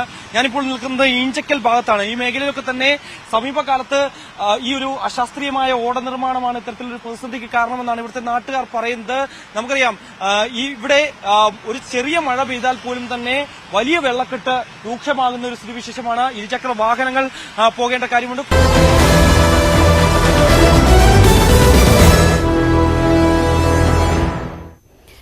പൊളിറ്റിക്കൽ ഗ്രാൻഡ് ഫിനാലയിലേക്ക് വീണ്ടും സ്വാഗതം. 6ാം ഘട്ടം തെരഞ്ഞെടുപ്പ് നടക്കുന്ന മറ്റൊരു പ്രധാനപ്പെട്ട സ്റ്റേറ്റാണ് ഹരിയാന. ആകെ ലോക്സഭാ സീറ്റുകൾ 10ആണ്. 2019 ലോക്സഭാ തെരഞ്ഞെടുപ്പിൽ ആ 10 സീറ്റും BJP ആയിരുന്നു സ്വന്തമാക്കിയിരുന്നത്. കോൺഗ്രസിന് 0 സീറ്റാണ് ഈ ഡൽഹിയിലേതിന്. ഏതാണ്ട് സമാനമായ സാഹചര്യമാണ് 2019 ഉണ്ടായിരുന്നത്. 2014 ലോക്സഭാ തെരഞ്ഞെടുപ്പിലാണെങ്കിൽ BJP 7ഉം കോൺഗ്രസ് 1ഉം INLD 2ഉം എന്നതായിരുന്നു നില. 2019 ലോക്സഭാ തെരഞ്ഞെടുപ്പിലാണെങ്കിൽ കോൺഗ്രസിന് 9ഉം HJCക്ക് 1ഉം എന്നതായിരുന്നു സാഹചര്യം. അന്ന് ചിത്രത്തിലേ ഉണ്ടാകാതിരുന്ന BJP ആണ് തൊട്ട് അടുത്ത വർഷം മുതൽ അവിടെ ഏറ്റവും ഭൂരിപക്ഷം സീറ്റുകൾ കയ്യിൽ വെച്ചിരുന്നത് 2019 ആയപ്പോൾ പൂർണ്ണമായും BJPയുടെ കയ്യിലാണ്. പക്ഷേ ഇത്തവണ അവിടെ നിയമസഭയിലേക്കുൾപ്പെടെ മീൻസ് സംസ്ഥാന മന്ത്രിസഭയെ തന്നെ തൂക്ക് സഭയാക്കിക്കൊണ്ട് നിൽക്കുന്ന അനിശ്ചിതത്വങ്ങൾ ഉള്ള സമയത്താണ് ലോക്സഭാ തെരഞ്ഞെടുപ്പ് നടക്കുന്നത് എന്നതാണ് BJPയെ സംബന്ധിച്ച് ആശങ്കയുളവാക്കുന്ന കാര്യം. ഈ തെരഞ്ഞെടുപ്പിലെ ഫലം എന്തായാലും അവിടെ സംസ്ഥാന ഭരണത്തെ വലിയ രീതിയിൽ നിർണ്ണയിക്കുന്നത് കൂടിയാകും. അപ്പോൾ ഇപ്പോൾ BJPക്ക് ഏറ്റിരിക്കുന്ന ഈ തിരിച്ചടി, സഖ്യം പിളർന്ന് പിന്തുണ പിൻവലിച്ച് നിൽക്കുന്ന ഈ സാഹചര്യം ലോക്സഭാ തെരഞ്ഞെടുപ്പിനെ എങ്ങനെ ബാധിക്കും? രേണുക, ഹരിയാനയെ സംബന്ധിച്ചിടത്തോളം കഴിഞ്ഞ തവണ ഡൽഹിയെ പോലെ സമ്പൂർണ്ണ വിജയം നേടിയ സ്ഥലമാണ്. ഹരിയാനയിലെ ഈ ലോക്സഭാ തെരഞ്ഞെടുപ്പ് ഫലം ലോക്സഭയെ മാത്രമല്ല, ഇനി ഒരു 5 മാസത്തിനുള്ളിൽ നടക്കേണ്ട, കഴിഞ്ഞ ഒക്ടോബറിൽ നടക്കേണ്ട നിയമസഭാ തെരഞ്ഞെടുപ്പ് കൂടിയുണ്ട്. ഹരിയാന ഒരു നിയമസഭാ തെരഞ്ഞെടുപ്പിന്റെ പടിവാതിക്കൽ നിൽക്കുകയാണ്. ഈ ലോക്സഭാ തെരഞ്ഞെടുപ്പിന്റെ ഫലം അവിടുത്തെ അടുത്ത ഭരണത്തിൽ ആര് വരണം എന്നതുകൂടി നിർണ്ണയിക്കുന്നതാണ്. ഹരിയാനയിൽ ഏറ്റവും പ്രധാനപ്പെട്ട വിഷയം BJPയെ സംബന്ധിച്ചിടത്തോളം കഴിഞ്ഞ തവണ സമ്പൂർണ്ണ വിജയം ഒരു കാലത്ത് കോൺഗ്രസിൻ്റെതായിരുന്നു, മറ്റൊന്ന് INLDയുടേതായിരുന്നു. നമ്മൾ ആലോചിക്കണം, താവു ദേവിലാലിന്റെ സ്ഥലമാണ് ഹരിയാന. ദേവിലാലിന്റെ മക്കളായ ഓംരാജ് ചൗത്താലയാണ് പല തവണ അവിടെ ഉപപ്രധാനമന്ത്രി. അദ്ദേഹത്തിന്റെ മകനാണ് ഈ ഓംരാജ് ചൗത്താല. അദ്ദേഹം പലതവണ അവിടെ മുഖ്യമന്ത്രിയായിരുന്നതാണ്. അവിടുത്തെ ഈ ജാട്ട് രാഷ്ട്രീയത്തിലെ കുടുംബത്തിൽ തന്നെ അദ്ദേഹത്തിന്റെ ഓംരാജ് ചൗത്താലയുടെ കൊച്ചു മകനാണ് ഈ ദുഷ്യന്ത് ചൗത്താല എന്ന് പറയുന്നത്. അപ്പോൾ ഈ കുടുംബത്തിന്റെ പരമ്പരാഗതമായി തന്നെ അവിടെ INLD എന്ന് പറയുന്ന ഒരു കാലത്ത് ജനതാ പാർട്ടി ആയിരുന്നു. ജനതാ പാർട്ടി അവിടുന്ന് ജനതാദളിൽ നിന്ന് വേർപെട്ടാണ് അവർ പ്രത്യേക പാർട്ടി ഉണ്ടാക്കുന്നത്. അതിനുശേഷവും ഒക്കെ അവിടുത്തെ പല പിളർപ്പുകളൊക്കെ ഉണ്ട്. ഏറ്റവും അവസാനത്തെ പിളർപ്പാണ് ഈ JJP എന്ന് പറയുന്നത്, ജനനായക് ജനതാ പാർട്ടി എന്ന് പറയുന്നത്. ഓംരാജ് ചൗത്താലയുടെ കൊച്ചുമകൻ രൂപീകരിച്ച പാർട്ടി. അയാൾ 36-ാമത്തെ വയസ്സിൽ തന്നെ അവിടുത്തെ ഉപമുഖ്യമന്ത്രിയായ ആളാണ്. 36 വയസ്സുകാരനാകുമ്പോൾ സ്വാഭാവികമായിട്ട് കുറെ കൂടി അഗ്രസീവായ തീരുമാനങ്ങളുണ്ട്. അവിടുത്തെ രാഷ്ട്രീയത്തിലെ പ്രധാനപ്പെട്ട ഒരു വിഷയം ജാട്ട് വോട്ട് പ്ലസ് കർഷക സമരങ്ങളൊക്കെ. ഇന്ത്യയിൽ ഏറ്റവും കൂടുതൽ കർഷക സമരം നടക്കുമ്പോൾ ആ കർഷക സമരത്തിൽ ഏറ്റവും കൂടുതൽ ആളുകൾ വരികയും കർഷക സമരത്തിന്റെ മുൻപന്തിയിൽ നിൽക്കുകയും ഒക്കെ ചെയ്യുന്നത് ഒന്ന് പശ്ചിമ UP നിന്നുള്ള ആളുകളും അതോടൊപ്പം തന്നെ ഹരിയാനയിൽ നിന്നും പഞ്ചാബിൽ നിന്നുമാണ്. ഈ ഹരിയാനയെ സംബന്ധിച്ചിടത്തോളം ഹരിയാനയിലെ കർഷക വോട്ടുകൾ അവർക്ക് അവിടെയാണ് 2019 ഈ തെരഞ്ഞെടുപ്പിന് തൊട്ടടുത്തും പിന്നീട് ഈ ലോക്സഭാ തെരഞ്ഞെടുപ്പിന് തൊട്ട് മുൻപും വന്ന് അതിർത്തികളിൽ കിടന്ന് വലിയ സമരം നടത്തിയത്. കഴിഞ്ഞ പക്ഷേ UPയെ സംബന്ധിച്ച് കഴിഞ്ഞ കർഷക സമരത്തിന് തൊട്ടു പിന്നാലെ അവിടെ നിയമസഭാ തെരഞ്ഞെടുപ്പ് നടക്കുമ്പോൾ പശ്ചിമ UPയിൽ ഒരു കാരണവശാലും അവർക്ക് കർഷക പാർട്ടികൾക്കൊന്നും അല്ലെങ്കിൽ ഇന്ത്യ മുന്നണിക്ക് ഒന്നും നേട്ടമുണ്ട്. ഇന്ത്യ മുന്നണിയല്ല, ഈ പാർട്ടികൾക്കൊന്നും നേട്ടമുണ്ടാക്കാൻ BJPക്കായിരുന്നു വലിയ നേട്ടമുണ്ടായത്. പക്ഷേ പിന്നീട് വീണ്ടും വന്നു കൊടുത്ത ഉറപ്പുകളൊന്നും പാലിക്കപ്പെട്ടിട്ടില്ല എന്നുള്ള വിഷയം നിൽക്കുന്നു. അവിടെയാണ് ഈ JJP ഇപ്പോൾ അതുവരെ സർക്കാരിന്റെ ഭാഗമായിരുന്ന 10 MLAമാരാണ് JJP സർക്കാരിനുള്ള പിന്തുണ പിൻവലിക്കുന്നത്. സർക്കാരിനുള്ള പിന്തുണ പിൻവലിച്ചുകൊണ്ട് അവിടെ ഒരു സർക്കാരിന് BJP സർക്കാരിനെ പ്രതിസന്ധിയിലാക്കുന്നതിന് ഒരു പ്രധാനപ്പെട്ട കാരണം BJPക്ക് ഒപ്പം നിന്നാൽ സീറ്റ് ഷെയറിംഗുമായിട്ട് ബന്ധപ്പെട്ട ചില തർക്കങ്ങളൊക്കെ ഉണ്ടായിരുന്നു. അത് മാത്രമല്ല വിഷയം, BJPക്ക് ഒപ്പം ഒരു സീറ്റും കൊടുത്തില്ല, കഴിഞ്ഞ തവണയും കൊടുത്തില്ല, ഇപ്പോൾ അവർ ആവർത്തിച്ച് ചോദിച്ചിട്ടും കൊടുത്തില്ല എന്നൊരു സാഹചര്യം. ഈ തവണ സീറ്റ് ഷെയറിംഗ് അല്ല യഥാർത്ഥ വിഷയം, അവർക്ക് സീറ്റ് കിട്ടുമല്ലോ. ഈ വരുന്ന നിയമസഭാ തെരഞ്ഞെടുപ്പിൽ ഇപ്പോൾ BJPക്കൊപ്പം നിൽക്കുന്നോ മാറി നിൽക്കുന്നോ എന്നുള്ളതാണ് വിഷയം. BJPയെ ഇത്തവണ അവിടെ വീഴ്ത്താൻ കഴിഞ്ഞാൽ, പരാജയപ്പെടുത്താൻ കഴിഞ്ഞാൽ സ്വാഭാവികമായും കർഷകർക്കൊപ്പം നിന്നുകൊണ്ട് കേന്ദ്ര സർക്കാരിനെതിരായിട്ടുള്ള വികാരം, അല്ലെങ്കിൽ ഈ കേന്ദ്ര സർക്കാരിന് വേണ്ടി ഇതിനെ മുഴുവൻ ഇവർക്ക് ന്യായീകരിക്കേണ്ടി വരും. ആ ന്യായീകരിക്കേണ്ട അവസ്ഥ ഉണ്ടാകാതെ ചെറുപ്പക്കാരനായ ഒരാൾ നേതാവ് നിൽക്കുന്നു. അവിടുത്തെ ജാട്ട് വിഭാഗത്തിന്റെ വലിയ പ്ലാനൊക്കെ ഗംഭീരമാണ് കിരൺ. പക്ഷേ അപ്പോൾ പോലും ഈ തെരഞ്ഞെടുപ്പിന്റെ ഫലം എങ്ങനെ എന്നതിനെ ആശ്രയിച്ചിരിക്കും മുന്നോട്ടുള്ള പോക്ക് എന്നത് ഒരു കാര്യം. മറ്റൊന്ന്, ഇപ്പോൾ JJPക്കുള്ളിൽ 2 വിഭാഗമായി അവർ തിരിഞ്ഞിരിക്കുന്നു എന്നതാണ്. പകുതി പേർ 4-5 പേരുടെ പിന്തുണ BJP അവകാശപ്പെടുന്നുണ്ട്, അവർ തങ്ങൾക്കൊപ്പമാണ് എന്ന് അവകാശപ്പെടുന്നുണ്ട്. അപ്പോൾ അത് വലിയ തരത്തിലുള്ള പൊട്ടിത്തെറിയിലേക്ക് പോകുമെന്ന് വേണമോ പ്രതീക്ഷിക്കാൻ? അതുകൊണ്ട് തന്നെയാണ് അവർ ഇപ്പോഴൊരു നേരിട്ട് തന്നെ ദുഷ്യന്ത് ചൗത്താല വന്നിട്ട് കോൺഗ്രസ് അവിശ്വാസ പ്രമേയം കൊണ്ടുപോകാം, ഞങ്ങൾ പിന്തുണ നൽകാം എന്ന് പറയുമ്പോഴും കോൺഗ്രസ് അത്തരമൊരു നിലപാടിലേക്ക് പോകാതിരിക്കാനുള്ള ഒരു പ്രധാനപ്പെട്ട കാരണം BJPയെ സംബന്ധിച്ച് ഇതിനെയൊക്കെ പിളർത്താൻ ശേഷി BJPക്കുണ്ട്. അങ്ങനെ ഒരു പരാജയം ഉണ്ടാവേണ്ടതില്ല. ഈ നിലപാടുമായി ഈ പാർട്ടി നിന്നു കഴിഞ്ഞാൽ നാളെ അവിടെ ഒരു അവിശ്വാസ പ്രമേയത്തിൽ പോകുന്നില്ല എന്നുണ്ടെങ്കിൽ ഈ പറയുന്നത് പോലെ MLAമാർ അപ്പുറത്ത് പോകുന്നോ ഇല്ലയോ എന്നുള്ളത് ഒരു രാഷ്ട്രീയ വിഷയമായി മാറുന്നില്ല.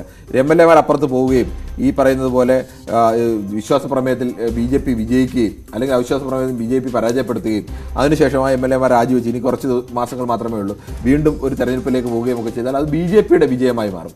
അതുകൊണ്ടാണ് വളരെ തന്ത്രപരമായ നിലപാട് എനിക്ക് തോന്നുന്നു അവിടെ സ്വീകരിക്കുന്നത്. പക്ഷേ കോൺഗ്രസിനെ സംബന്ധിച്ചിടത്തോളം കോൺഗ്രസിന് പരമ്പരാഗതമായി വേരോട്ടമുള്ള സ്ഥലമാണ് ഹരിയാന എന്ന് പറയുന്നത്. ഹരിയാനയിൽ ഭൂവിന്ദർ സിംഗ് ഹൂഡ അടക്കം വന്ന് മത്സരിച്ചിട്ടുള്ള, ഇപ്പോൾ ഭൂവിന്ദർ സിംഗ് ഹൂഡ മാത്രമല്ല കുമാരി ഷെൽജയെ പോലെ അവിടുത്തെ ഒരു വലിയ വിഭാഗം വരുന്ന ഒരു ജാതി വിഭാഗത്തെ അടക്കം വലിയ രീതിയിൽ സ്വാധീനിക്കാൻ കഴിയുന്ന ഒരു നേതാവ് കൂടി അവിടെ എത്തിയിരിക്കുന്നു. ഇവരുടെ നേതൃത്വത്തിൽ കോൺഗ്രസ് വലിയ തരത്തിലേക്ക് തിരിച്ചു വരാൻ വേണ്ടിയുള്ള ഒരു മത്സരം അല്ലെങ്കിൽ അത്തരത്തിലേക്ക് ഒരു മത്സരത്തിലേക്ക് കോൺഗ്രസ് വരുന്നുണ്ട്. ഇത് BJP സംബന്ധിച്ച് ഒരേ സമയം തന്നെ കോൺഗ്രസ് പിടിക്കുന്ന വോട്ട് മാത്രമല്ല, JJPയുടെ ഒരു ഭിന്ന നിലപാടുകൾ കൊണ്ട് അവിടുത്തെ ജാട്ട് വോട്ടുകളിൽ, കർഷക വോട്ടുകളിൽ മാറ്റം ഉണ്ടാവരുത്. അത് BJP സംബന്ധിച്ച് ഏറ്റവും പ്രധാനമാണ്. അവിടെ BJP യഥാർത്ഥത്തിൽ അവിടെ നിലവിൽ ഒരു പ്രതിസന്ധിയിലാണ്. ഈ പ്രതിസന്ധിയെ BJP അതിജീവിക്കില്ലായെന്നൊന്നും നമുക്ക് പറയാൻ കഴിയില്ല. കിരൺ, ഇവിടെ മുഖ്യമന്ത്രി സ്ഥാനത്തിരുന്ന ഖട്ടാർ മുഖ്യമന്ത്രി സ്ഥാനം രാജിവെച്ച് നേരെ ലോക്സഭാ തെരഞ്ഞെടുപ്പിലേക്ക് മത്സരിക്കാനാണ് പോയത്. കർണാലിൽ നിന്ന് അദ്ദേഹം ജനവിധി തേടുക കൂടിയാണ്. അപ്പോൾ വലിയ ദൗത്യമാണ് അവിടെ ഖട്ടാറിനെ BJP ഏൽപ്പിച്ചിരിക്കുന്നത്. ഈ പ്രതിസന്ധി ഘട്ടത്തിൽ ഇതുവരെ പറയുമ്പോഴും മുഖ്യമന്ത്രി സ്ഥാനത്ത് നിന്ന് മാറ്റി അവിടെ നൈനിയെ തീർച്ചയായും ഭരണവിരുദ്ധ വികാരം ഉൾപ്പെടെയുള്ള കാര്യങ്ങൾ ഉണ്ടാകും. കർഷകരുടെ വലിയ രോഷമുണ്ടാകും. അവിടെ നിന്ന് ജയിക്കുക, ഒപ്പം കഴിഞ്ഞ തവണ 10-ൽ 10 എന്നുള്ളത് ആവർത്തിക്കുക എന്ന ദൗത്യം. ഇതേ സമാനമായ രീതിയിലായിരുന്നു പണ്ട് ഡൽഹിയിലെ ഭരണത്തിൽ അന്ന് അവിടെ സുഷമ സ്വരാജിനെ കൊണ്ടുവരുന്നത്. പക്ഷെ അന്ന് വിജയിക്കാൻ കഴിഞ്ഞില്ല. അത് വിജയിക്കാൻ കഴിയുന്ന ഒരു സാഹചര്യം പലപ്പോഴും രാഷ്ട്രീയ പാർട്ടികൾ സ്വീകരിക്കുന്ന ഒരു തന്ത്രമാണ്. തെരഞ്ഞെടുപ്പിന് തൊട്ടു മുമ്പായി മുഖ്യമന്ത്രി സ്ഥാനത്ത് മാറ്റി അപ്പോൾ മുഖ്യമന്ത്രിക്കെതിരായിട്ടുള്ള വികാരം അല്ലെങ്കിൽ മുഖ്യമന്ത്രിക്കെതിരായിട്ടുള്ള ഒരു ഭരണവിരുദ്ധ വികാരത്തെ കുറയ്ക്കുക. പുതിയൊരു മുഖ്യമന്ത്രി വരുമ്പോൾ സ്വാഭാവികമായും അയാൾ കുറച്ചു കാലത്തേക്ക് ഒരു വളരെ ലേറ്റ് ആയിട്ടാണ്. ഇതിപ്പോൾ മാത്രമല്ല പിന്തുണ പിൻവലിക്കുകയും ചെയ്ത ഘട്ടത്തിൽ 2 മാസത്തെ കാലാവധി മാത്രമാണ് ഉണ്ടായത്. ആ തരത്തിലേക്ക് എനിക്ക് തോന്നുന്നു ഇന്ത്യൻ സംസ്ഥാനങ്ങളിൽ ഈ തെരഞ്ഞെടുപ്പ് നടക്കുന്ന ഘട്ടത്തിൽ BJP ആണ് കൂടുതൽ മറ്റു പാർട്ടികളിൽ നിന്ന് നേതാക്കളെ അടർത്തി മാറ്റുകയും പ്രതിസന്ധിയിലാക്കുകയും ചെയ്തെങ്കിൽ BJP ഭരണത്തെ ഒരു സംസ്ഥാനത്ത്, ഇന്ത്യയിൽ ഏതെങ്കിലും ഒരു സംസ്ഥാനത്ത് ഈ തെരഞ്ഞെടുപ്പ് ഘട്ടത്തിൽ പ്രതിസന്ധിയിലാക്കാൻ കഴിഞ്ഞിട്ടുണ്ടെങ്കിൽ അത് ഹരിയാനയിലാണ്. അത് ദുഷ്യന്ത് ചൗത്താല എന്ന് പറയുന്ന ഈ ഓംപ്രകാശ് ചൗത്താലയുടെ കൊച്ചുമകൻ സ്വീകരിച്ച 36 വയസ്സുകാരനായ ഒരാൾ അവിടുത്തെ ഉപമുഖ്യമന്ത്രി സ്വീകരിച്ച നിലപാട് തന്നെയാണ്. ആ നിലപാട് വിജയിക്കുമോ ഇല്ലയോ എന്നുള്ളൊരു വിഷയമുണ്ട്. പക്ഷേ വിജയിച്ചാലും ഇല്ലെങ്കിലും ദുഷ്യന്ത് ചൗത്താലയെ സംബന്ധിച്ച് ദുഷ്യന്ത് ചൗത്താലയ്ക്ക് മുന്നിൽ ഒരുപാട് കാലം മുന്നിൽ നിൽപ്പുണ്ട്. വയസ്സ് വളരെ കുറവാണ്. അങ്ങനെ ഒരു നേതാവിനെ സംബന്ധിച്ചിടത്തോളം ഇപ്പോൾ ഫൈറ്റ് ചെയ്ത് നിന്ന് കഴിഞ്ഞാൽ ഭാവിയിലായാലും, ഇപ്പോൾ പരാജയപ്പെട്ടാലും ഭാവിയിലായാലും ഹരിയാനയിലെ ഏറ്റവും പ്രധാനപ്പെട്ട നേതാവായി മാറാനുള്ള നിയമസഭാ തെരഞ്ഞെടുപ്പിന്റെ കാര്യത്തിലാണെങ്കിൽ കിരൺ പറഞ്ഞതുപോലെയുള്ള ഒരു തരത്തിലുള്ള ആ പാറ്റേണിലുള്ള വോട്ടെടുപ്പ് സാധ്യമാകും. പക്ഷേ ഇതൊരു ലോക്സഭാ തെരഞ്ഞെടുപ്പ് ആയതുകൊണ്ട് തന്നെ ഈ കേന്ദ്രത്തിനോട് ചേർന്ന് നിൽക്കാൻ ഉള്ള സമീപനം ഹരിയാനയിലെ ജനങ്ങൾ കൂടി സ്വീകരിക്കുകയാണ്. ഈ JJP ഇപ്പോൾ സ്വീകരിക്കുന്ന നിലപാട്, JJP സ്വീകരിക്കുന്നത് BJPയെ പരാജയപ്പെടുത്തുക എന്നുള്ള നിലപാടായിരിക്കും. സ്വാഭാവികമായി സഖ്യത്തിൽ നിൽക്കുന്ന ഒരു പാർട്ടി ആ സഖ്യത്തിൽ നിന്ന് മാറി നിൽക്കുകയാണെങ്കിൽ മറ്റു സഖ്യത്തിൽ അവർ ചേർന്നിട്ടുമില്ല, അവർ കോൺഗ്രസുമായി സഖ്യത്തിലില്ല. അപ്പോൾ അവരുടെ നിലപാട് എന്തായിരിക്കും? സ്വാഭാവികമായിട്ട് അവരുടെ ഒറ്റ ഉദ്ദേശം മാത്രമേ ഉള്ളൂ, ഞങ്ങളില്ലെങ്കിൽ BJPക്ക് ജയിക്കാനാവില്ല, അത് തെളിയിക്കുക. അപ്പോൾ അതിനുള്ള ശക്തി JJPക്കുണ്ട്. JJP ഇത്തവണ ഉന്നയിക്കുന്ന അല്ലെങ്കിൽ മുന്നോട്ട് വെക്കുന്ന ഏറ്റവും വലിയ അജണ്ട തന്നെ അതായിരിക്കും. BJPയെ ഏതെങ്കിലും വിധേന പരമാവധി സീറ്റുകൾ, ഈ 10 സീറ്റുകൾ ഉണ്ടെങ്കിൽ പരമാവധി സീറ്റുകൾ BJPയെ വീഴ്ത്തുക. BJPയെ പരാജയപ്പെടുത്താൻ കഴിഞ്ഞു കഴിഞ്ഞാൽ സ്വാഭാവികമായും വരുന്ന നിയമസഭാ തെരഞ്ഞെടുപ്പ് വരുമ്പോഴേക്കും കോൺഗ്രസുമായിട്ട് വേണമെങ്കിലും JJPക്ക് ഒരു സഖ്യത്തിലേക്ക് പോകാൻ സാധ്യതയുണ്ടെങ്കിൽ ഇപ്പൊ ശക്തി തെളിയിക്കേണ്ട സമയമാണ്. ഈ സമയത്ത് ശക്തി തെളിയിക്കാനായ ഈ സീറ്റ് ഷെയറിംഗിന്റെ കാര്യത്തിലൊക്കെ BJPക്ക് വന്ന ഒരു പാളിച്ച, അല്ലെങ്കിൽ NDAയിൽ വന്ന ഒരു പാളിച്ചയായിട്ട് വേണമോ കാണാൻ. കാരണം 10-ൽ 10 ഉറപ്പാക്കുക, തങ്ങൾ ഒറ്റയ്ക്ക് നിന്നാൽ സാധ്യമാകും എന്ന ഒരു അമിത ആത്മവിശ്വാസത്തിലേക്ക് BJP പോയിട്ടുണ്ട് എന്ന് വേണമോ കരുതാൻ. ആവർത്തിച്ച് ആവശ്യപ്പെട്ടിട്ടും സർക്കാരിനെ തന്നെ സമ്മർദ്ദത്തിലാക്കുമെന്ന് ഉള്ള മുന്നറിയിപ്പുകൾ ഉണ്ടായിട്ട് പോലും സീറ്റുകൾ അനുവദിക്കാൻ അവർ തീർത്തും തയ്യാറായല്ലോ. ഒരു സീറ്റ് വേണമെങ്കിൽ കൊടുത്ത് ഈ പ്രശ്നം പരിഹരിക്കാവുന്നതേ ഉണ്ടായിരുന്നുള്ളൂ. അതിനൊരു പ്രധാനപ്പെട്ട വിഷയം BJPയെ സംബന്ധിച്ച് BJP ഏത് സംസ്ഥാനത്തായാലും അവിടുത്തെ ഏതെങ്കിലും ഒരു പ്രത്യേക വിഭാഗത്തിന്റെ സ്വാധീനമുള്ള നേതാക്കളെ അല്ലെങ്കിൽ അത്തരം പാർട്ടികളെ ഒരു പരിധിക്കപ്പുറം വളർത്താൻ അനുവദിക്കാറില്ല. അത് ഏത് സംസ്ഥാനം നോക്കിയാലും മനസ്സിലാകും കൃത്യമായിട്ടും. BJPയുടെ ഇപ്പോൾ പരമ്പരാഗതമായി BJPയുടെ 2 അലയാണ് ഉണ്ടായിരുന്നത്. അത് ഒന്ന് ശിവസേനയും ഒന്ന് അകാലിദൾ, ശിരോമണി അകാലിദളുമായിരുന്നു. ആ ഒരു ഹിന്ദുത്വ ഐഡിയോളജിയുമായി ബന്ധപ്പെടാൻ ഈ 2 പാർട്ടികളുടെയും ഇപ്പോഴത്തെ അവസ്ഥ നമുക്കറിയാം. BJPയെ സംബന്ധിച്ച് ഒരു ഘട്ടത്തിനപ്പുറത്തേക്ക് മറ്റൊരു പാർട്ടിയെ വളരാൻ അനുവദിക്കുന്നില്ല. ഹരിയാനയെ സംബന്ധിച്ച് അവരുടെ ഭീഷണിക്ക് വഴങ്ങുകയില്ല. അവരുടെ ഭീഷണിക്ക് വഴങ്ങും. അതൊരു പൊളിറ്റിക്കൽ തന്ത്രമാണ്. പക്ഷെ എല്ലായിടത്തും വിജയിച്ചിട്ടുണ്ട്. ഹരിയാനയിൽ വിജയിക്കുമോ ഇല്ലയോ എന്നത് ശരി. എന്തായാലും നമുക്ക് കാത്തിരുന്ന് കാണാം. ഹരിയാനയിലെ 10, ഡൽഹിയിലെ 7, അങ്ങനെ 17 സീറ്റുകളാണ്. നിർണായകമായ 17 സീറ്റുകളുടെ അവലോകനമാണ് നമ്മൾ നടത്തിയത്. ഇത്തവണ ആർക്കും പൂർണ്ണമായും BJP ജയിച്ചുകൊണ്ടിരുന്ന സ്ഥലം അവിടെ ഈ 17 സീറ്റുകളിൽ എന്തായാലും BJP ജയിക്കും എന്ന് BJPക്ക് പോലും NDA ക്യാമ്പിന് പോലും അത്തരം ഉറപ്പില്ലാത്ത ഇടങ്ങളാണ് എന്നതാണ്. എന്തായാലും ശക്തമായ മത്സരം നടക്കുന്ന 6ാം ഘട്ടത്തിൽ ശക്തമായ മത്സരം നടക്കുന്ന 17 മണ്ഡലങ്ങളാണ് ഡൽഹിയിലും ഹരിയാനയിലുമായുള്ളത്. എല്ലാം BJPക്ക് സ്വന്തമായിരുന്ന, NDAക്ക് സ്വന്തമായിരുന്ന മണ്ഡലങ്ങളാണ്. എന്ത് മാറ്റം ഇക്കുറി സംഭവിക്കുമെന്നത് കാത്തിരുന്നതിന് കാരണം 25-നാണ് ജനങ്ങൾ വിധിയെഴുതുക. മറ്റ് തെരഞ്ഞെടുപ്പ് വിശേഷങ്ങളുമായി ഇനി പൊളിറ്റിക്കൽ ഗ്രാൻഡ് ഫിനാലെ നാളെ. നമസ്കാരം.